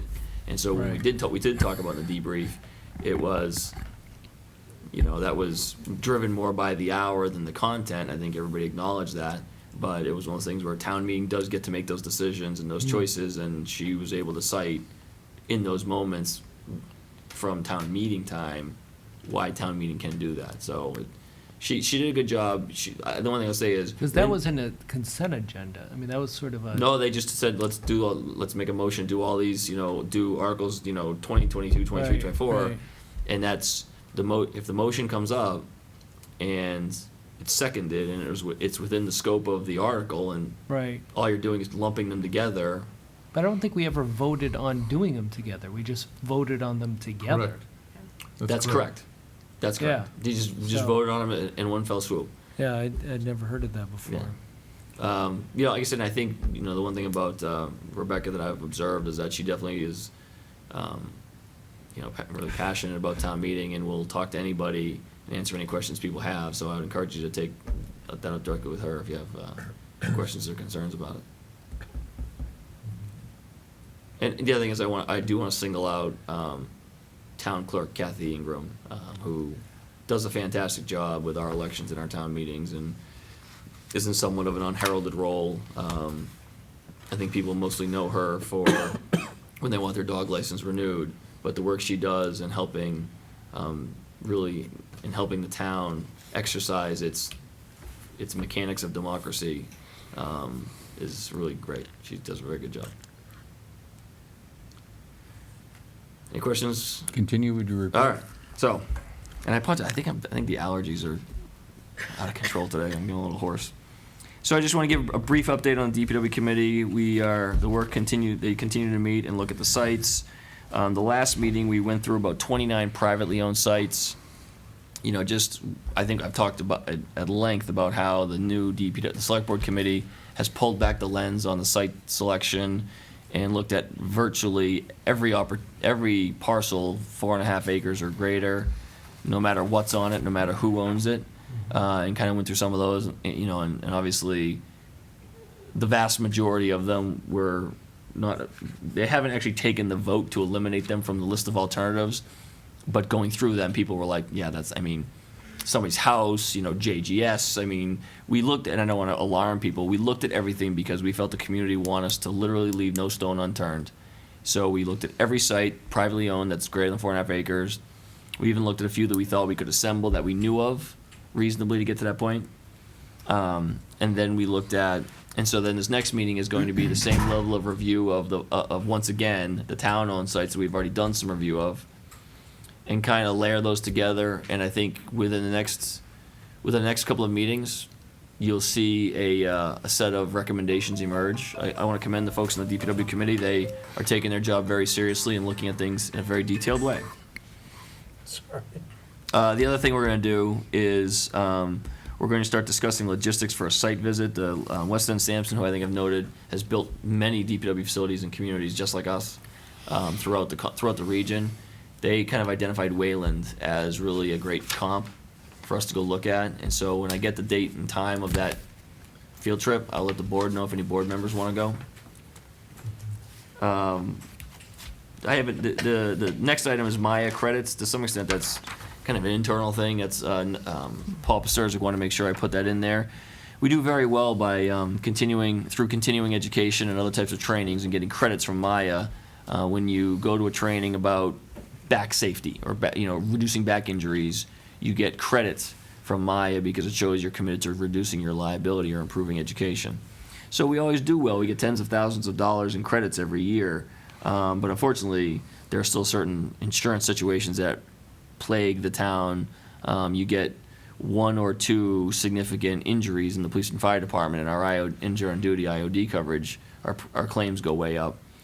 Similarly, workers' compensation claims can go up. So as you can see, we may end the year with a slight deficit on our projected premiums, and this is something of concern because we don't want to be relying on these credits we get to balance out that account, and that's something we just want to more just kind of a heads up for now in that item. As we mentioned, Long Meadow Day is going to be this weekend. The fire department is going to have their own booth. They do that every year with fire safety. One of the things they're going to be doing at their booth this year is getting people to sign up for Civic Ready, which is our new, let's call it reverse 911 or community outreach program. We've always referred to as Blackboard Connect. We are changing vendors effective July 1st from Blackboard to Civic Ready. And so we're hoping people stop by the fire department's booth. They'll have a computer there where they can sign up. They can take your contact information, sign you up, and it's a much more customized way of getting information from the town than we previously enjoyed under Blackboard Connect. The town administration will also have its own booth, and it'll just be some department heads, myself. We'll have some pamphlets. I know Beverly Hirschhorn can't be there, but she has a flyer about rabies, and if you get a bat in your house, what are you supposed to do, and just basic, kind of FAQs that we get from time to time. So people have a chance to kind of stop and ask us about those types of things at the booth. Stephen, Mm-hmm. the posters we just had the boards put together? Mm-hmm. Could those be printed like, just maybe 4 to a sheet or something? And we could have something like that available for people to look at? I'll have to see if that's readable.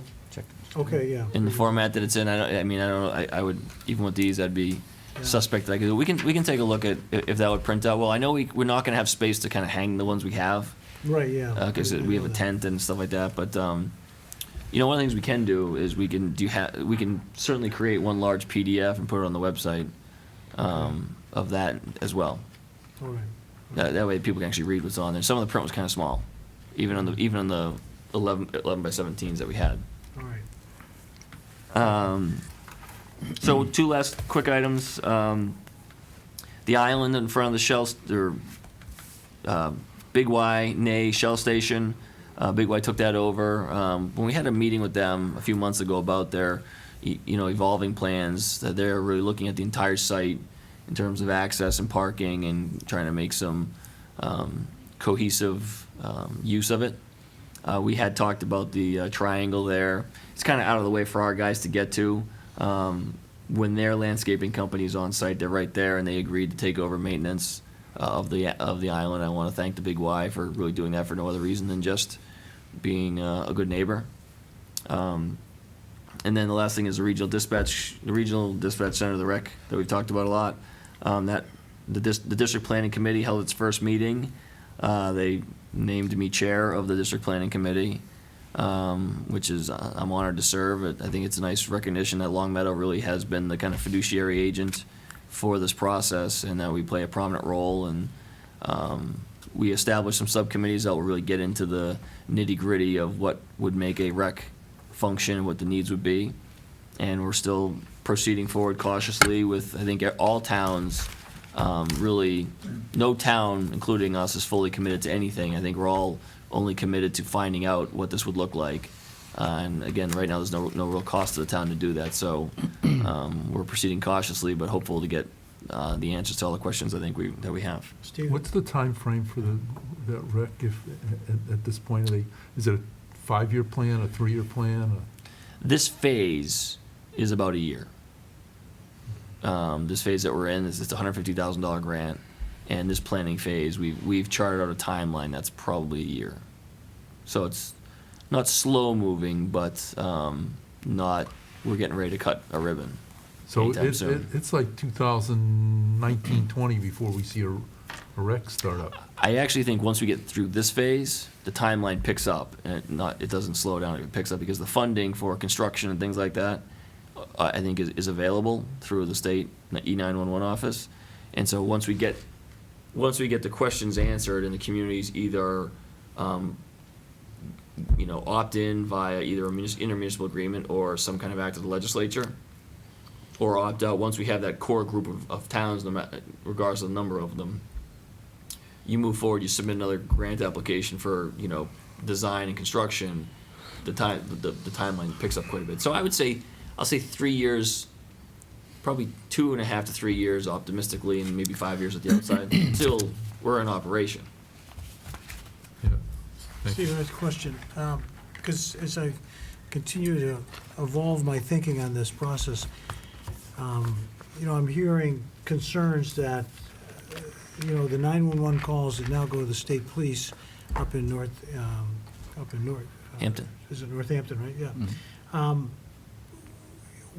Is there any possibility that they would not give that up? Because the state police have an awful lot of influence, and they make money on that. And so, part of my concern as a town is that, how do we know the state police are actually going to give up this 911 center, or 911 funding, and give it to the towns? And can we get any guarantees on that, or is it going to be a legislative process? You want to talk about that? My understanding is that if we set this up, the rec, and develop the technological capacity to do it, we get the calls. We can demand the 911 calls from our towns, and the state police, I don't think, can withhold them. These are cellular calls only. Yeah, point out. we get all our landline calls anyway. It's only cell calls. If you call, if you picked up a cell phone right now and called 911, Right. someone in Northampton, Northampton, yeah. state police person in Northampton would answer it and transfer us down to William Street. And that's one of the things that all the towns involved share the same desire to field all of our calls. I mean, it's within some reasonable distance. I mean, it's a bounce off of a tower.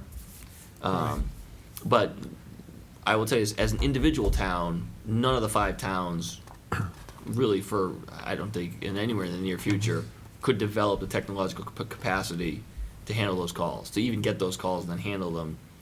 If we form this rec, it's the one pathway we know that will get us to the point, based on the consultants that we've hired who have set these things up in other regions.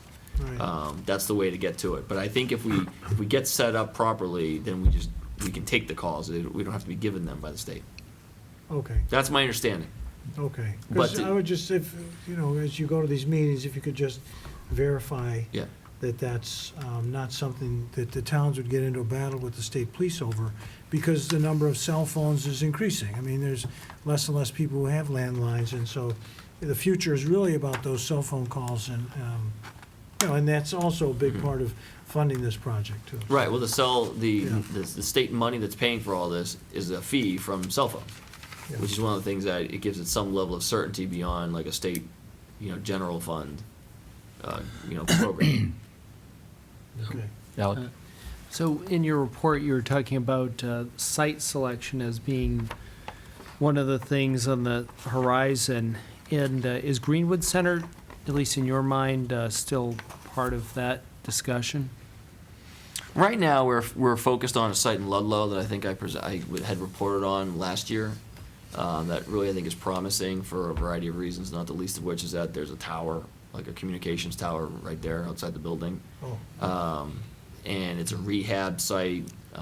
It's set up well. We did a site visit with the group. So that really has a lot of people who are pretty optimistic about that. It's not owned by the city, the town of Ludlow, but it is owned by a nonprofit development corporation. So I think there's a lot of tangential benefits to doing that. Given the but the parallel discussion about a new senior center, I think it would be irresponsible to eliminate Greenwood as kind of a plan B if the Ludlow site didn't work out, especially if a senior center is built and it moves out of Greenwood, then we have a half-empty building that we have on our hands. And so if the Ludlow site fell through, could Greenwood be an option? Well, that depends on what happens with the adult center discussion. So the answer is it's not really in play right now, but if a sequence of dominoes fell the right way, it potentially could be back in play. So let me ask you, do you consider it that you would have the authority on your own to offer up Greenwood to this rec? I don't know if I agree with the characterization of offer it up. Well, make available. Do I believe I'd have the authority to do that? Depends on the term of the lease. If it's a long-term lease, it would, I think it would require a town meeting vote. I know Dave Martell did write an opinion on this some time ago. I don't recall the chapter and verse of it, but, you know, I'm trying to give you the honest answer. I should have probably just said no, green was not really on the table, but that's not really 100% accurate, so I'm trying to give you an accurate answer. The Hampden County Rec group is focused on the Ludlow site right now. Yeah. So, I mean, I guess, to me, you know, having Greenwood in the discussion's a bad idea because, you know, all the reasons why we use it. You know, like, I don't know what we'd do if we'd lost that gym. I don't know where we'd be doing these well, camps and. again, in my and everything mind, else. it only kind of comes back really in the conversation in a meaningful way if we have a new if we have a new adult center at Turner Park, which has been recommended by the task force, and then you're about to vote on a new committee. If the same committee says we want a new adult center at Turner Park, and that effort gains steam, and then all of a sudden here we are 3 years later, and we have a new adult center at Turner Park and a half-empty building in Greenwood, would we feel differently about making it available for some other use that would generate revenue? Right. That's the only way I'm holding it out there. But in terms of like our planning, I think the Ludlow site is 10 times better than Greenwood for reasons completely separate from zip code. So, like I Right. said, everyone is focused on the Ludlow site. Okay, good. Marie? I have questions about what you talked about, and then the rest of the town board. Would we ask these now? Because he has all the, you know, Board of Health and all those things. All right, so one is when you mentioned that triangle that they're taking over. We were talking about trying to do that a couple of years ago, and we were told we couldn't do it because of the signage issue with the planning board. Is this opening it up to other triangles and businesses being able to step forward and say they want to do with it? Or is it something you're going to have to go to planning board to finally get the final steps? I mean, because we have a lot of triangles in town that are We do. being neglected. Well, I mean, I wouldn't say they're being neglected. I would say that some are maintained by neighbors and volunteers. Some are maintained by the DPW. We actually have a list.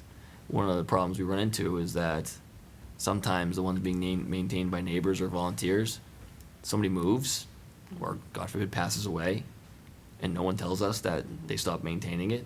And then we get an angry email with a picture of an overgrown island that nobody saw or knew was supposed to be our responsibility. So I wouldn't say they're being neglected. When we know about them, we take care of them. Well, I'm talking about like the one on Converse Street. Right. They're not doing anything. It's mowed, but I mean, it's ugly looking. Right. And is there a possibility we're developing a program to allow businesses to do it? I mean, is Like Big Y? adopt an island. Adopt an island, like This- is Big Y Big gonna Y can say- adopt the island, but Big Yeah. Y currently cannot put a sign out that says island adopted by Big Y. They can't? They cannot, Okay. under the bylaw. But this is something that we hope to address through our signage bylaw that we're Okay. gonna work on. Okay. But in terms of the islands, I mean, we do grass.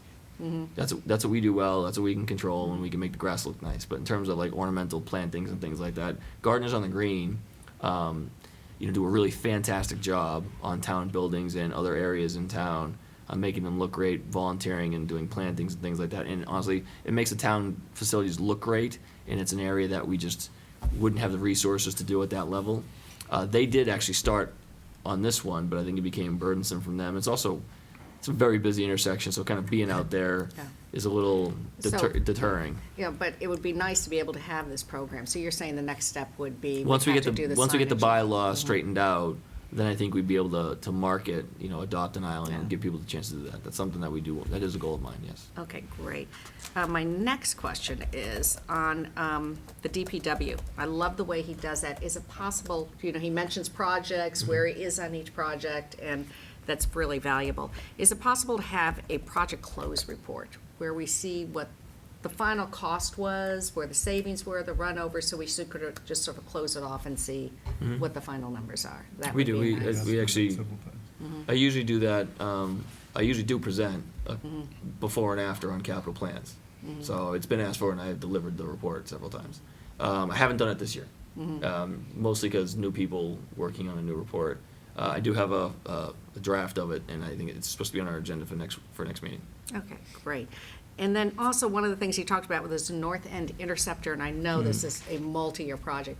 Are we gonna be able to look towards really starting that, or are we looking at another year out? No, I think we're working with the engineer right now. I don't recall what we wrote in for the status, but Yeah. they've gone out and done some preliminary work. In So- terms of, most of it's like documenting existing conditions and site survey and things like that. So you think by next fiscal year, we'll be able to budget in actually starting the project? I don't know. You don't know yet, okay. Then the last, you mentioned you all got together for the regional emergency planning, which was great, and you said that there were some weaknesses in the regional communications, and you were gonna work in phasing that in, if we could have a I'm sorry, keep updated starting again. report. I cannot listen and type at the same time. You talked about you did a emergency planning regionally, and you had almost like a tabletop where you all worked together, and you discovered there were some weaknesses in the regional communications, and I think the police or fire said they were going to start phasing in corrections to the communication problem. We could have updates on as Okay. that comes through. That would be great. And then my last thing is that one of the things to increase the value of properties in town, we sort of have to market Longmeadow. And we have received a lot of awards this year. And it would be nice if we could have that, a sort of a section on the webpage where we say, the happiest place in town. Richard just sent me one of the most affordable places to live, GFOA winner, Complete Streets winner. I mean, just sort of have a place where, have your little stars and emblems, and because I know that when I go to look to buy properties, I look at the town website to see what's really going on, and I think you need to be tooting your own horn a little bit more on the website, so that would be great. And when are you expecting the RFP on Complete Streets? You said sometime in May. Do you think we're gonna be still on target for that? I hope so. Okay, and then the press release will go out. Okay, great, that's it. Do you have Thank anything else, Marie? No, that was all it. Okay. In fact, I got rid of most of my items. Okay. Congratulations on being appointed chair. Oh, thank you. Okay. Jim, we're going to slip back and get Mr. Russell. He came in, I imagine you were at a park meeting and came in and you're interviewing for the Council on Aging. Yes, sir. Floor is yours. Mr. Chairman, members of the Select Board. You better get close to that mic, Jim. They won't be able to hear you. Mr. Chairman, members of the Board of Selectmen, Town Manager, apologize for being late, but had a park board meeting at 7 o'clock. I am happy to be able to share with you that we awarded the Cliff Sundell Award to Kevin Shea, who received it tonight. He was unable to attend the Select Board meeting, the town meeting earlier this week. We took him by surprise. We had a nice plaque, and he had his teammates there. Unfortunately, they lost tonight. I'm here tonight to ask the board to consider reappointing me to the Council on Aging Board of Directors. The past 3 years have been, needless to say, very, very interesting. I've gotten to know all the members of the board. As I get older, I realize what a tremendous presence the Council on Aging Board has as our population continues to age. Last year, I asked the town clerk to give me breakdowns of age brackets in the town, and it was really surprising as to how many older senior citizens. I certainly qualify as one of them. And the population is growing, and the younger population in the 50s, we need to reach out to them and have them get involved in the senior center. I had the privilege and honor to be appointed by the town manager's study committee regarding a senior center. I gained an awful lot of knowledge about our current building and the potential of a new location. Uppermost in our minds has been putting a facility whether it be the existing building or building a new building, what's going to serve the elderly of the town in a proper mannerism. I find it very difficult that if you enter the building, you have to walk 147 feet to go and use the men's or ladies' room in Greenwood Center. I also have concern about impact of if Greenwood Center were to be put on the market for a call center, the impact that it would have on Parks and Recreation as well as elderly projects. I understand the process. I want each of you on the select board to know that although I served on a previous task force, I am prepared to start from zero and examine everything that is involved in the process of going forward, whether it be rehabbing Greenwood Center or building somewhere else. My education from listening to the other members on the board, some of them have been on the board for 10 years, was very gratifying, very educational. I have a good rapport with the other board members. I am actively involved in the dialogue of the meetings as they take place. I think I missed one meeting in 3 years. Okay. Any questions from the board? I think your attendance alone should give you another chance. Thank you. Alex, you have anything? No. Okay. Jim, appreciate you coming in. Thank you. It'll be 4 weeks. 4 weeks? Yeah, we've got more interviews next 2 week cycle, and then we'll announce. Thank you. Okay, motion to approve the May 2nd minutes. Move we approve the May 2nd minutes as distributed. Second. Second, any discussion? All in favor? Audit report, Can I do this motion? no, that's coming up. Mark had got, Mark, why don't you talk about the audit report and the statement? Yeah, well, unfortunately, I just got around to reading it over the weekend, and even though Paul Pasturzik had sent us the final one, I don't know, a week or so ago, and I apologize for that, but in reading the audit report, the final audit report, I found in one of the notes something that I don't believe is correct, and I spoke to Paul Pasturzik about it today. He's not certain it's correct either, and he said if it's not, we'll certainly get a correction issued, but I thought that rather than issue a correction or vote on something and then have to correct it, we just wait and see if it needs correction. I suspect I suspect my memory serves right, and I'll just tell people what it says. There's a note, it's note 14 on page 38 of the audit report, and it says, state and federal laws and regulations required the town to place a final cover on its landfill site and to perform certain maintenance and monitoring functions of the site after closure. The landfill ceased operations and has since been capped. All costs for the closure have been paid. Post-closure care is to be monitored. Any additional post-closure care costs have not been determined. However, such costs are expected to be immaterial, and accordingly, no accrual has been reported for post-closure costs. My understanding is that that's not entirely accurate, and we ought to wait for that to become accurate or clarify that it's accurate before we vote on the report. Can we ask what's inaccurate?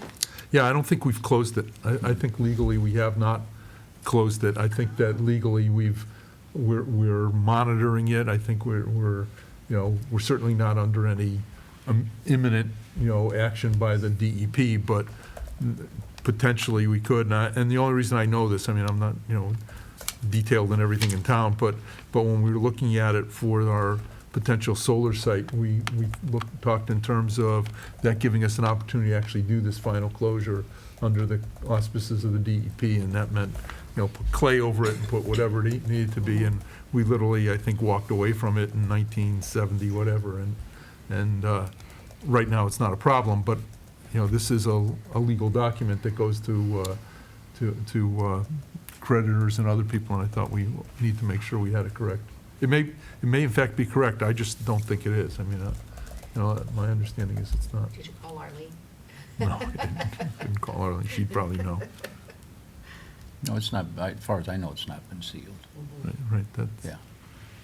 So I just assume just defer this 2 weeks. And Stephen, is there any reason we have to accept this audit report tonight?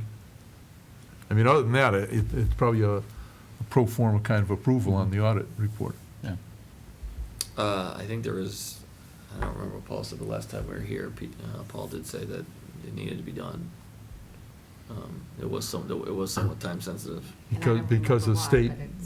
Yeah, I want to say we needed to get it done. I mean, I can send him a message, but I mean, I think Mark, it can be, I think the board could approve it subject, I mean, the site is closed. It may not be fully capped and closed out, but under DEP standards. But I think we can maybe make it, I think I would look at that as somewhat of a technical correction. If it turns out it's a $10 million obligation that's not addressed by the audit committee, which I don't believe it is. I mean, I would have to look at how the auditors last year address it. I mean, this is something that's been, we'd have 15 years worth of audits to look at to see what they said about it. I don't have one in front of me. No, we have 30 years worth of audits. Right. Yeah. But I would suggest that that's probably where the information came from, and I wouldn't delay the approval of the audit for it. So we could approve pending the correction? Yeah, I think so. Yeah, we'll talk to Mark, that's a legitimate way. Is that note 14? Have you been able to capture that discussion well enough, Debbie? Of what you're talking about now, Yeah. with the correction, yeah. Yeah. We approved the plan with the exception of having that Article 14 modified if needed. So you need a motion for that effect? I move to accept the audit report pending the correction of note 14. Okay. Did that capture your point, Mark? Yes. Okay. Any, second? No second. Okay. So I guess my question is, so we're voting for on the report minus that note, or No. we're voting for it in its entirety, or what? Pending, or you could say contingent on the correction of note 14. I mean, note 14 might not require a correction. No, I get He's that. asking it to just be checked. Any other discussion? Yeah, I guess I'm not sure what that means by pending. I mean, it seems like we're either approving it, I mean, we can approve it as it is, and then, We do approve contingent it. approvals all the time.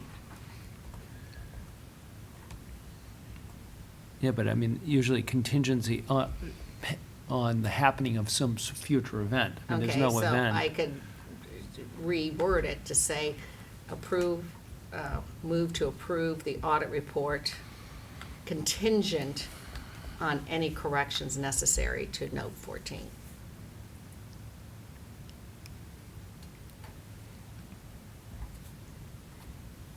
Yeah, I'm not sure what that means, but I won't press the point any further. Do you have wording that you'd rather use, Alan? No, well, to me, like, we're either voting for it, and then we can sort of rescind the vote and vote for a different audit report. But, I mean, the contingency doesn't make any sense to me. Because there's no event that's going to trigger the contingency. I mean, it's sort of like, we can't vote on something contingent upon us changing our minds. I mean, like, that's basically the contingency. I mean, if we want to just approve it and then rescind it later if need be, I mean, it seems like that would make more sense. Or we could say approve it with the request that note 14 be reviewed. Is that better? That makes more sense. Okay, so I changed my motion to move to approve the audit report with a request that note 14 be reviewed. And I'll second that. Okay. Any other discussion? All in favor? All opposed? Okay. Okay, at a previous meeting, we had all the audits or the inventories, the interviews for the Adult Center Building Committee, and then we decided in executive session, in a discussion about that, that we would go ahead and expand that committee to 11. I don't think it was. That wasn't an executive session, that was an open session. I thought we went to executive. It just felt late. Oh, okay. Right. Yeah, yeah, you're right. Actually, Okay. it was late, but. Yeah, it was late. Okay, so we decided to expand it to the 11. So we have decided to, and we had 11 people interview for that, so we're going to pick up all 11. I gave the clerk the list of names. You'll read them into the record, just so the record shows who's being placed on the committee. Okay, so this is a memo to the Select Board from Administrative Assistant Debbie House. The appointments for the Adult Center Building Committee, May 16th, 2016. And there are 11 applicants, and the applicants who will be on the board or will be appointed are Mary Beth Bergeron, Patricia Burden, Timothy Kotz, Philip Hallahan, Jan Comisco, Andrea Martin, Timothy McKenna, Virginia Ryder, James Russell, Eleanor Stoller, and Fred Vanderhoof. Okay, thank you, Tom. And Marie is the liaison from the Select Board to the Council on Aging. So I would anticipate that her and Stephen will do the startup on this committee. They've got to get organized. They've got to get understanding of the open meeting law. I'm sure she'll be fine. Okay. They've got to get the schedules all going, so there's a lot of administrative work as this committee gets formed. Okay, we'll meet the rest of the week now, Stephen. Okay, so all set, Marie? Any questions? Do we have to vote on? We've already voted when we expanded the committee. Oh, Well, so sure, we we don't can need to vote. vote We to can put vote. them We can all vote. Because was that a motion Tom just read? Oh, That was the oh, I people thought being it was a appointed to the motion. committee. Okay, can I have a motion to accept the names as written by Tom for placement on the Adult Center Building Committee? So moved. Second? Second. Any more discussion? All in favor? Okay, done. The mosquito report, is that the information at this point? It's just information in the packet. Okay. I know it was brought up, meeting, you know, we did some research on it, and I'm gonna confess, I did not really review the report. I did talk to, our Board of Health Director and our DPW Director to kind of look into it. They got together and,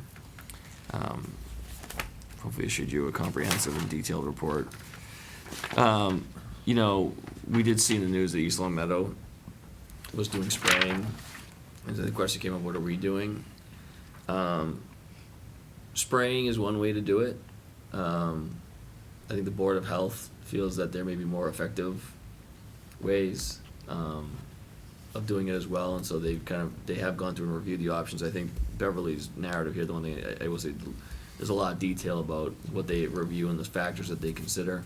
So I just wanted to put that on there. The report is on the agenda, so the folks at home who heard us say, either who heard us talk about it last time or saw the news report about East Long Meadow, don't think we're just not even thinking about mosquitoes with Zika and Tripoli and all that other stuff. We have gone through it in great detail. The Board of Health, along with the Department of Public Works, are evaluating options that fit best with our community, but protection of the public health and safety is our top concern. Go ahead, Mark. Stephen, there were two things in there that struck me. One is, because I just hadn't thought about standing water in town, and where the biggest standing water was, is that storm sewer, whatever we call them, the standpipes of storm sewer.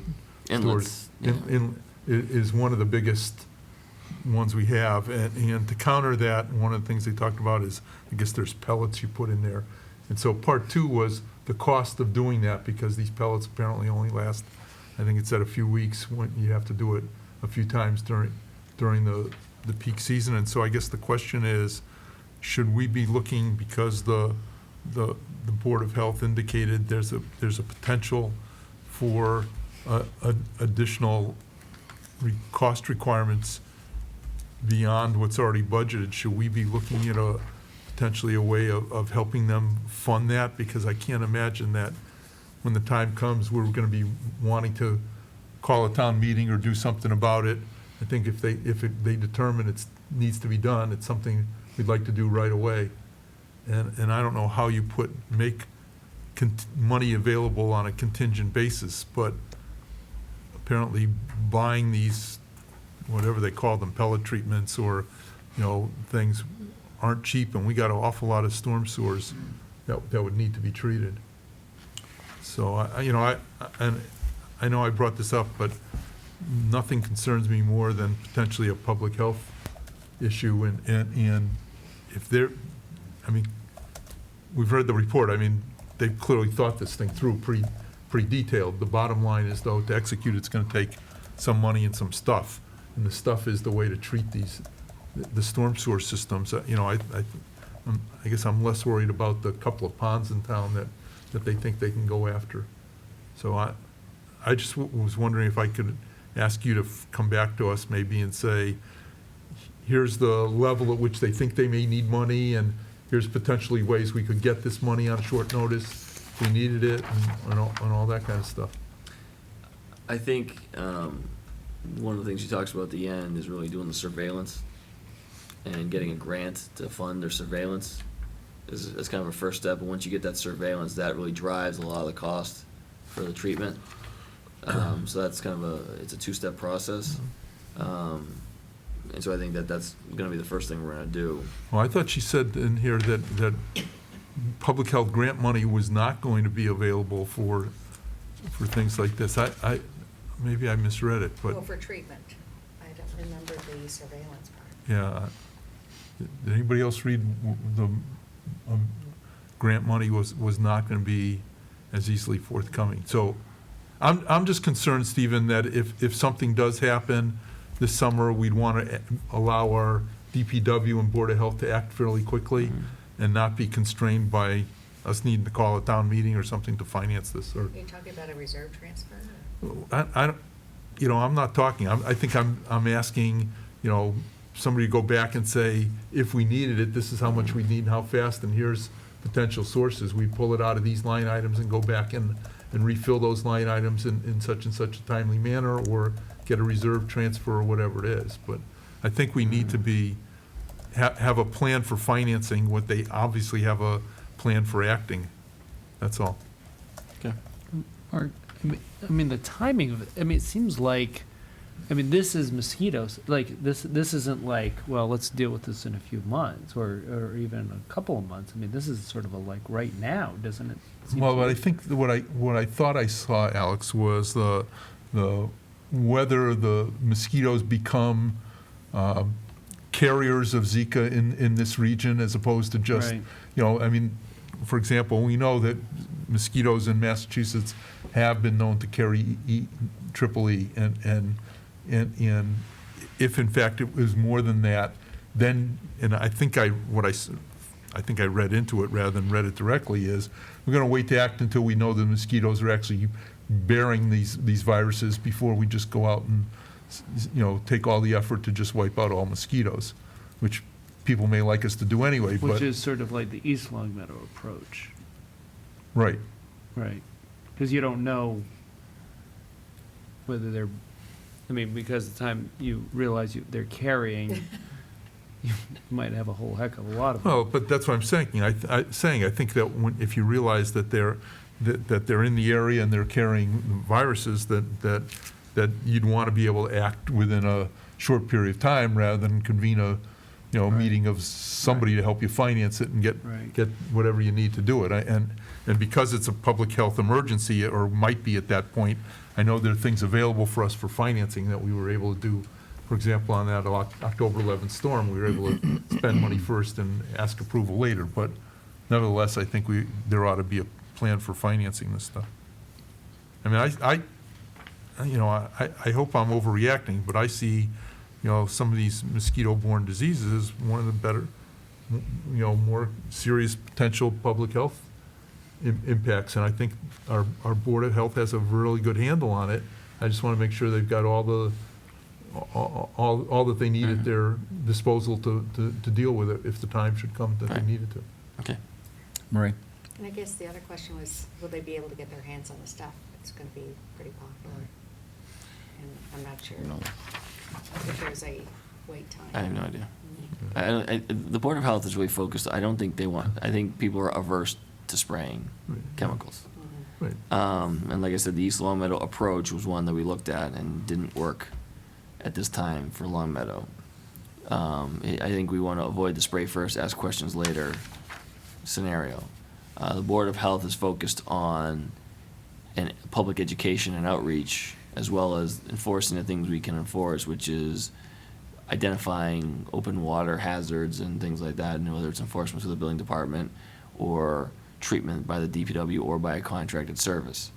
And like I said, they've done that analysis, but I think we're still kind of in a wait and see. The Board of Health is advising for a wait and see approach. And so we don't, as you suggested, Mark, overreact to the problem because, it's, like I said, I don't think people, I think people in the community's preference would be to not spray if we don't need to. Richard? Hmm? I mean, I guess, as I read this and I was looking at the part where they said joint enforcement with the building commissioner about standing pools of water. It's one of these things, like, if you were serious about that, you would need a lot of people to do it. I read a book recently about the Panama Canal, and, that was a death zone. And they had to, it was like the Manhattan Project to get rid of mosquitoes. I mean, they had an army of people going around. The minute they would see a little pool of water, they would be on it. So I guess I kind of wonder, is that sort of a gesture, we've got a town of 9 square miles, we've got one building commissioner, and, what does it really mean to say that we're gonna check for standing pools of water? Predominantly, it's people's pools that are abandoned or untreated. It could be almost anything. We've got a lot of, this is a very watery town, No, I'm saying people's pool, like in their backyard. No, I get that, but there's lots of other places too. Well, the flats, this is full. But a lot of the fish will eat the mosquito larvae. It isn't like they're immune to being dinner for some species.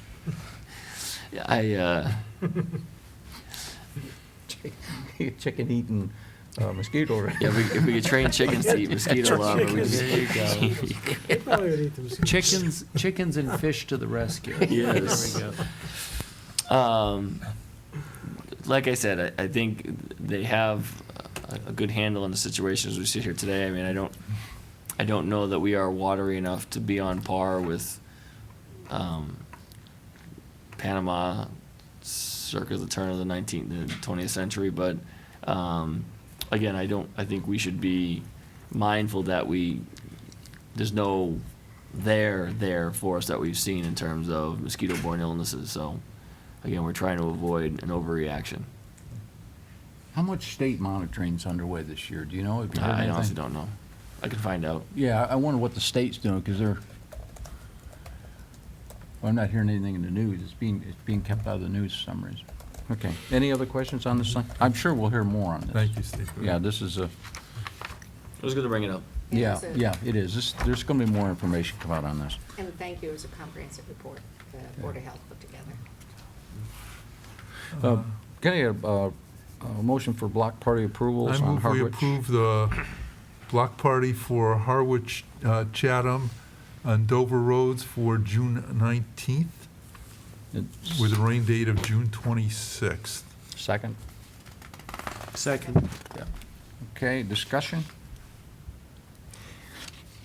The only thing I was wondering, Stephen, there wasn't anything on these to tell who's gonna block the roads off. Are these, the people that are doing it just gonna block their own roads? Do you happen to know? Usually the DPW drops off some sawhorses on the corner. Okay. The people set them up, and then they put them back on the corner, and we come pick them up on Monday. Okay, good. Okay, any other discussion? All in favor? Okay. Move we approve block party for Winona Road for June 4th, 2016, with no rain date. Second. Any discussion? All in favor? Nope. To the wrong one.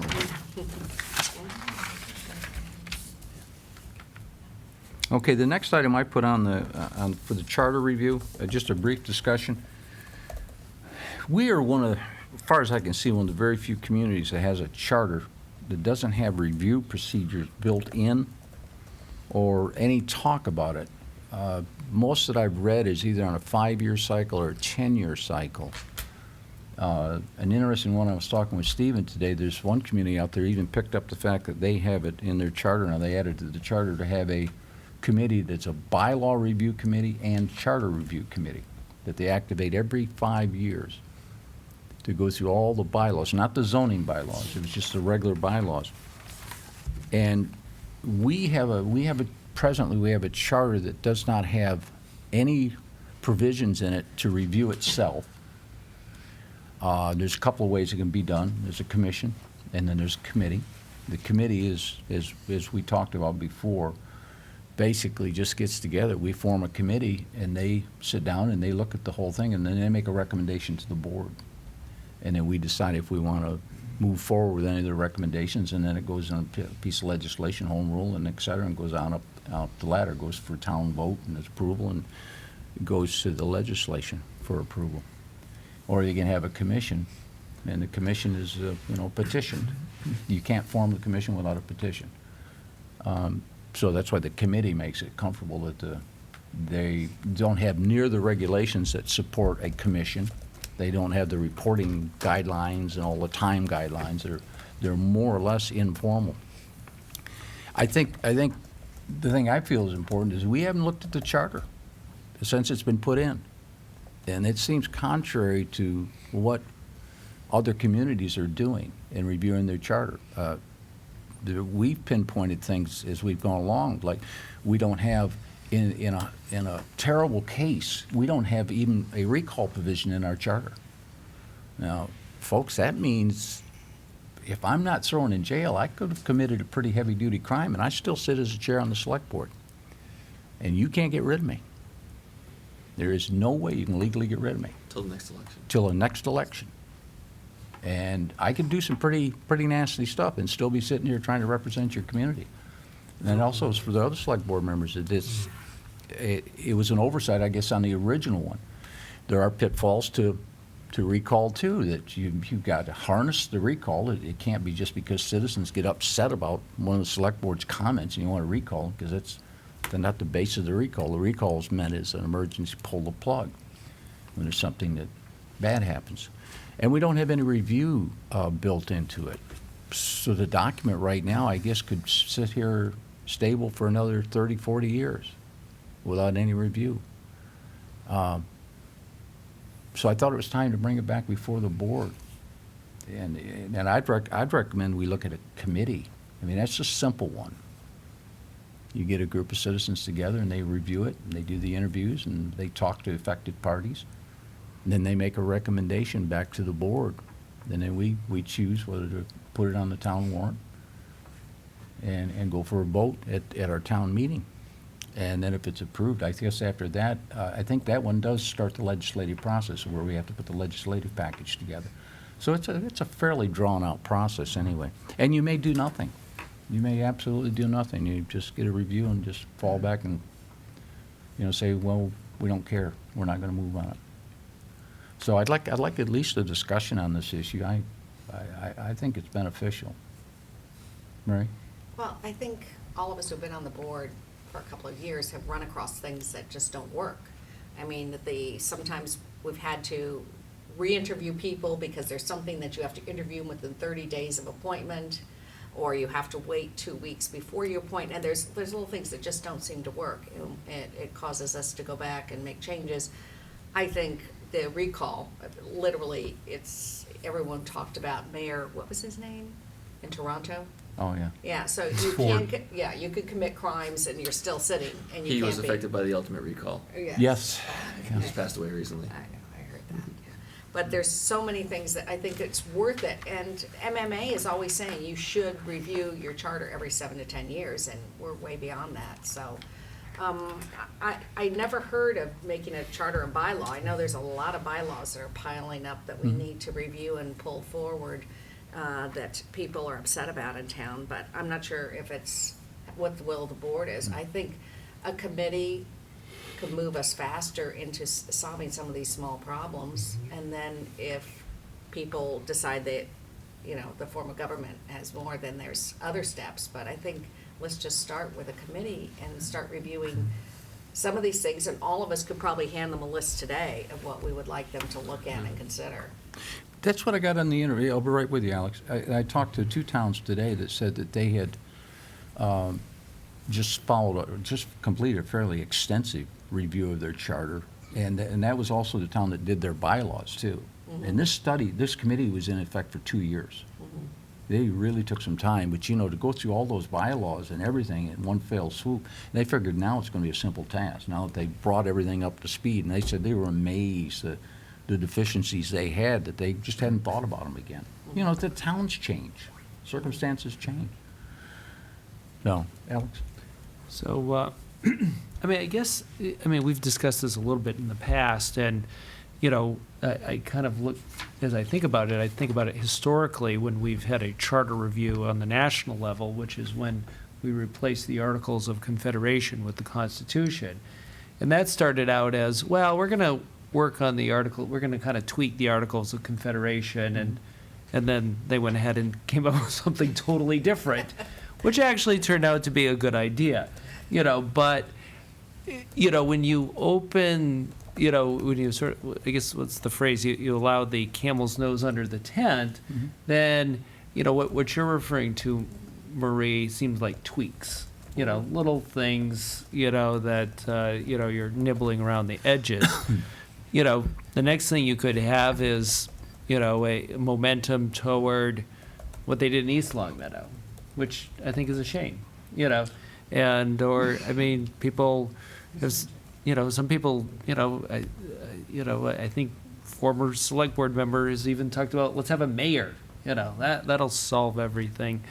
And, you know, I guess the kind of little changes that you're talking about, I mean, you know, as they arise, we can deal with them, you know. I mean, like, you know, if they're a parent, and quite frankly, if they're not a parent, I'm not sure I guess they're not that big of a problem, you know. Like, if it's something that you've got to really hunt for, then it's not really an issue. You know, and so to me, to open up this process to something that, you know, could get into changing the form of government, you know, I'm not, you know, supportive of. Okay. Yeah, go ahead. Yeah, I think that, Marie, you're right. There are little things that we each come across that we see. And I think, though, it's incumbent upon us, and maybe this is what Alex was getting to, when we see them, let's document them and do something about them then, and not wait until, you know, for example, tonight we went through the interview process, and we can't do anything for a week minimum and 2 weeks, and that, you know, it is burdensome. And I think it's time that, you know, we as people who are living with it, make a note of it and say, Stephen, next town meeting, you know, let's come up with a system that allows us to modify that. And if it is a change to the charter, you know, we have adopted a couple of changes to our charter along the line. So I'd rather see us and oh, by the way, the committees that we work with, who see these issues and see these barriers to efficiency, identify them as they come up and act on them, so that we don't wait 2 years or 2.5 years for a committee to bring everything together into a big issue. I mean, I clearly believe that goes for also zoning regulations, whether it's you know, our building commissioner who sees things, or if there's zoning bylaws, our zoning you know, committee who has talked to us about it before. I think we better serve the town by dealing with them as they come up and as we see them, rather than putting them all together into a system that will take us a week's worth of town meetings to explain to people. Well, I'm sorry, Rick. Yeah, go ahead. But Tom was Yeah, raising his hand too. I'll speak for the first time. Just because I think it's about being proactive versus reactive. And so, if we take, if we wait until stuff goes wrong, we're being reactive. And so if we could look at things that we have a good feeling that are going to cause us problems down the line, if we got some feedback from folks on that, and, that would be helpful. But I would think one of our best resources would really be our town manager in terms of looking at if he sees weaknesses in the charter. I would think that's part of his job. He's the full-time professional to bring those to our attention. And the other thing to comment on is in terms of removing people, I guess I just don't panic too much about that, because when we look at the business we do, we have a lot of structure. And, if we had one person who had done something that we figured they wouldn't get reelected for, I still think that they would be outvoted. They wouldn't carry a lot of weight in arguments. They would lose respect of other people on the board. And because we have so many board members, now we might have to listen to stuff that we might have trouble limiting the discussion, but I think we've been through some of that already with people saying things that other people thought, well, wait a minute, why are we listening to that? So I don't know. I mean, I think the structure we have sort of plays to that. Yeah. So you don't think it's healthy to review a document that's been in place for 10 years? No, I think we should be proactive versus Okay. reactive. Yeah, I do too. Yeah. Well, one of the problems we have is the amount of work that this is going to require. Now, if we hold it into the select board, I've had 3 or 4 items that I feel have been needed, we've talked about back and forth and changing within the charter, and we never sit down and do it. Bylaw changes, I know there are 4 or 5 sitting in the background there, and every time we come up to a town meeting, there's so much on the meeting, they say, well, we can't really deal with this now, it'll take too much, we're talking about maybe having a special town meeting just to do bylaw changes, and there's some serious ones out there that have to be addressed. And I was I've always said we gotta look at a charter review. If we put a committee together to try to do all of this work, then we will be able to review, we'll actually be able to get it done. If you say we're gonna wait for this board to do a massive charter review and bylaw review, yeah, maybe in 5 or 6 years we'll get a few through the regular process, but I think this is gonna require some heavy lifting. And I don't think this board has the time to do it. We could piecemeal it, but then you're really not doing a thorough review. And I think people will understand they do need time to review some of the changes that are coming up. And residents, if they had a specific thing saying, okay, here's the charter review committee, bring up your ideas, these are the concerns, and maybe we'll come up with 10 changes and the town will agree to only 2. I don't believe like the Constitution is this frozen thing we've got to protect, and the charter's not a frozen thing that's they talk about constitutional faith. I don't think the charter is infallible. I think there's a lot of big problems with it, and if we don't allow it to be breathing and living and changing, then we will force the time that people will get so frustrated with it they'll want to break it. But to be able to say it's something we can work with and there's a process involved, I think it will allow the charter to continue to grow and to meet the needs of this community. I'd love it if we could do it as a group, but I think it's going to be someone who's going to have to take a lot of hours to go through it. People, as we said, have a lot of talent in this town, and they'd probably be willing to come up. I've heard the argument for many years, let's not let them touch it because they'll want to throw it out. And I think people like their charter. I think they like town meeting here in town. And if there's this huge will of the people to get rid of it, that's what it would take, was a huge will of the people. I'm not going to stand in the will. It's their form of government. And I'm just saying, let's make it more practical, more useful. And if this board feels they can do it, and they're gonna put together a committee, and that committee's going to bring in all these bylaws and changes, Alex, you and I, how long did it take for us to do one bylaw? And to get it, you know, we worked on it, and then to get it through the board, it took months.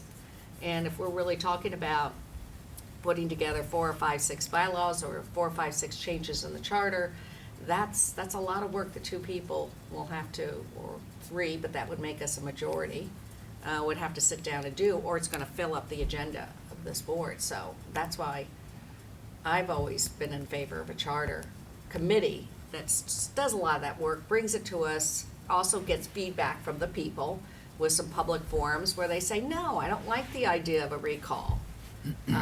Unless someone's actually committed a felony and they've been convicted. Well, then it's specified, though. Yeah, so, or maybe they're saying, you know, I really feel that this is a problem here in town, and they make a recommendation that I've never even thought of. I know that committee chairmen have come to us and said, we can't do anything if someone shows up for 3 years. They're still on the committee, and they don't show up, but we can't get rid of them. There's no process in place. So we're letting the camel peek under the curtain.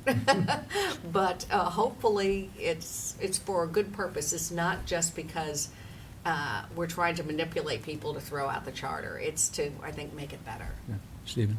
Yeah, I think to bring it down, I agree with what you're saying in terms of the principled level, but I think it also can be translated in a very in a way at the ground level that people can really connect with. I can use a couple of examples, and I think everybody understands that the charter committee can look at things and make recommended changes to town meeting, or to the select board that could go to town meeting for sort of logistical things, for lack of a better term. If we wanted to change the term or appointment of elected officials, you would need an elected charter commission. So there's a limit to even what a charter committee could do. So I mean, even from there. Now, appointed boards and committees or recall provisions, one we talked a lot about. I'll pick on Jim Russell because he's sitting right there. You just appointed him to the Adult Center committee. If he decides, you know what, I'm just going I haven't voted on Haven't voted on me. He just interviewed. He's iffy. No, he said the Adult Center Building Committee. I think Oh, building committee, yeah. He was on that list, wasn't he? Yeah, yeah, building, you're he right. was. If he just decides he's just gonna start blowing off meetings and never show up, he's on whatever the term is. He's on there, and there's no way to remove him. And we had a direct appeal from a couple of boards and committees who were like, this member never shows up. The IT board, the chair, has to schedule meetings. He never has. We can't get the guy to call you back. There's got to be a mechanism for the board who appoints these people, for the select board who appoints these people, to unappoint them, and I agree with Richard, for limited circumstances. Not because they didn't vote the way you like, but you can certainly identify some, felonious activity or attendance or what have you. You can identify areas that should be subject to removal from the appointment or rescinding of the appointment. But I'll give you a more concrete example that's been talked about that I'm sure you hear about from your constituents a lot. And this is really an endorsement of a charter and bylaw committee. And the reason why is there's such a significant amount of interconnectedness between our charter and then the bylaws behind it that drive a lot of things. Basic one, the time of town meeting. People have talked about, why is town meeting on a Tuesday night? It's late, I can't get there with my kids, or we've heard from seniors, it runs too late, and God bless them, they hung in there to the bitter end on Tuesday night. But why can't we have it on Saturday? Well, the charter says the town bylaws control when the annual town meeting shall convene. So then if you want to change that provisional charter, you can't do it without going into the bylaws that say on the second Tuesday of the month of May, starting, at 6:30 or no earlier than 6:30 or whatever the specific language is, that dials us into that particular moment. So if someone really wanted to have a community-wide discussion about changing the time of our town meeting, you've got to amend the charter and or the bylaw. And that's one of those things where I think that a separate committee that can look at it in a holistic way over time is a good way to do it. I also agree with Mark, though, that there needs to be 2 or 3 members of the select board that are a part of this committee to make sure that what the committee is doing does not run in conflict with the work of the select board on an ongoing basis. So I think it's gonna be a strong partner, and if it's just all 5 select board members are ex officio, like non-voting members of the charter committee, or you structure, I mean, I'm sure there's a million, towns have done it a million different ways. Let's find an example that strikes that right balance for board authority and doing the comprehensive review that may be needed. And I think to Alex's point, this is the last thing I'm gonna say, if the charter committee does their review and says, you know, we really do need to look at either, you know, having a mayor instead of a town manager, or we really we do need to look at having a town council instead of a town meeting, well, then the people are gonna decide on that by voting for a charter commission that would go and look at that. And so I think the townspeople will still ultimately have say over what the bulk of the charter is, but there are logistical considerations that I think have not been addressed. Yeah, you'd have to turn in a home rule petition, Yeah. and it'd have to go for legislation to be approved, so it's just like it would be from the commission. There's a limited amount of damage that we can do by doing this. Yeah, but it's just, and it looked like most of them made it up from, they had a certain audience. They had like finance committee members, and they had some of the committees, leading committees on it, and then it was made up from citizens. So it was a pretty broad spectrum segment of the community that looked like they had on the committee. 7 to 9 people usually looked like how many they were doing. Sounds like you've done research on this. Is it possible to come back and tell us the various forms that have been used? Like, I had never heard of the idea of having 5 ex officio select board members on It's basically up to you. I mean, you can do whatever you want, Maureen. But they're all over the place on what makes up their committees. Well, it'll be interesting to hear what you think would be a good idea on how we compose it, and maybe other people come up with ideas on how to put it together. There's a wealth of information on the website for different communities. Yes, Dave? Can I make one, I know this is the last thing I'm gonna say, can I make a quick recommendation then to move this along? Like a lot of things that come up of policy initiatives, I would recommend that the board have a subcommittee, a charter review subcommittee that maybe does some research on the right format that you want, that the board can then, that we can bring back for board to vote on, saying, yes, this is the form of charter review we want to engage in. So maybe have 2 select board members get together, do some research with me, and certainly any resources we have, or town council, or you can talk to the Collins Center. I mean, we can figure out a list of people to talk to about it, and then over the summer, and then come back sometime in the fall with a recommendation of, here's what this charter review committee should look like, here's who should be on it, and here's what they should study. And then the board can vote up or down on that. Okay. Is that? Yeah. Well, we'll just proceed, because we can do that anyway. You can because all you're doing is making a proposal. I'll definitely work with you, because I've already downloaded up But I know if the this board one wanted to stuff. formalize, you know, do we take a vote to say, we want these 2 people to work on this and kind of put some skin in Ken, the game, metaphorically speaking? what's the flavor of the board? Yeah, that sounds fine to me. Mark, what do you think? Yeah, I think having a group of us look at it before we just go appoint a committee clearly is more to my tasting. Okay. Tom? Yeah, I'd say a group of us to have a rough idea. Okay, then, What's going on, do it in an open meeting, I think. do we have a motion on who the group might be then, or something, that we somehow got to get to that next step? So, Mark, if you are successful in June, would you be interested in being on the subcommittee? Yes. If it's 2, we're okay. If it's 3, then we're open meeting. Right. We'll fly So, it. you and Mark? Yeah. I don't How know. do you feel about that? We can get together and exchange the internet information. I mean, it's all out there. It's- But then making a proposal or various proposals to the rest of the board on how the form should be put together. Yeah. Yeah, that'll be great. Notice how I snuck right out of that Oh, one? let's see what happens. But you both have the institutional knowledge. I wanted to get the chicken man involved. Yeah. Okay. She just atlased you, by the way. I know. Okay. Okay, unless the board has any disagreement, then Mark and I'll team together and we'll deal on it. I've got a lot of stuff I can share with them. I think it's positive that we do it. Yeah. I really do. Everybody else seems to be participating. I've not heard anybody yet say they regretted it. They've all been very positive, people I've talked to when they had the committees. So, okay, let's see, Town Manager Innovation Fund.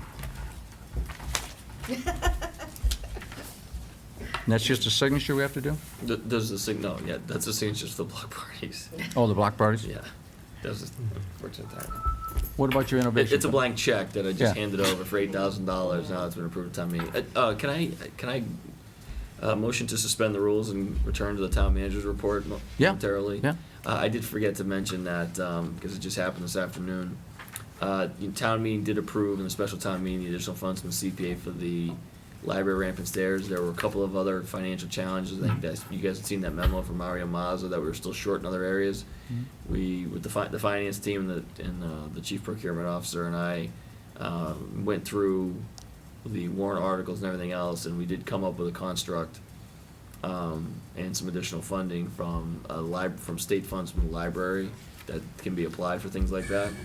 And so we figured out the puzzle pieces, and so the project with all the bid alternates is ready to go. Okay, good. So that's going to happen. So that was a good turning point today. Yeah, I see you're a chair now, so you're getting caught up on all parliamentary procedures about suspending the rules and all that. Okay. Yes.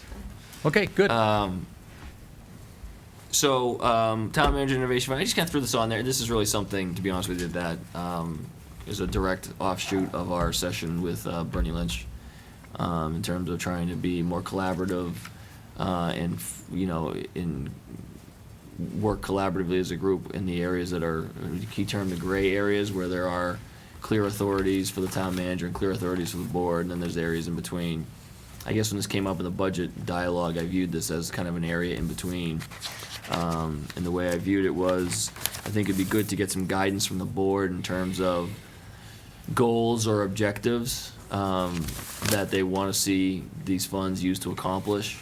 And then it would be my role to figure out what specific projects would be a good use of the money to achieve those goals. So I kind of have this, and in the interest of Mark hitting the under, we don't have to have a belabored conversation about it. I think what I would ask, because I really don't have a idea in mind other than we talked about this at a staff meeting today, and what I told them is that we'd be discussing this tonight, and I said, my view is that I'm going to be looking for things that have a return on investment that could recapitalize the fund. So bring it, and the fund it's not set aside like enterprise fund, but something that would, if we spend $1,000 on an initiative, I'd want it to be able to contribute at least $1,000 back into the general fund. So we want to return it. We don't want to one-off, like, I need $1,000 worth of overtime to do X. And then once X is done, there's no return, there's no payoff, we get anything besides getting that one thing done. Those are the types of things I don't want to see. If it's a software upgrade that makes us more accessible, or we buy a module for our website that enables us to do something different than we're doing today, things like that either improve performance or increase efficiency or create a return on investment. Those are the kind of three things I think I said that we went through as well. So those are the thoughts I had, but I didn't want to make sure before I got too far down the path that I was in line with what the board's vision was when you developed this concept. And if you are, what I'd ask is, rather than try and chew on it tonight, maybe think of some suggested goals or kind of on those larger headings, and either shoot me an email or shoot Richard an email. We can either talk about it at the next meeting, or I can take the input and develop a report or a memo to the board saying, here's the feedback I've gotten and here's kind of my outline for how I see this thing going.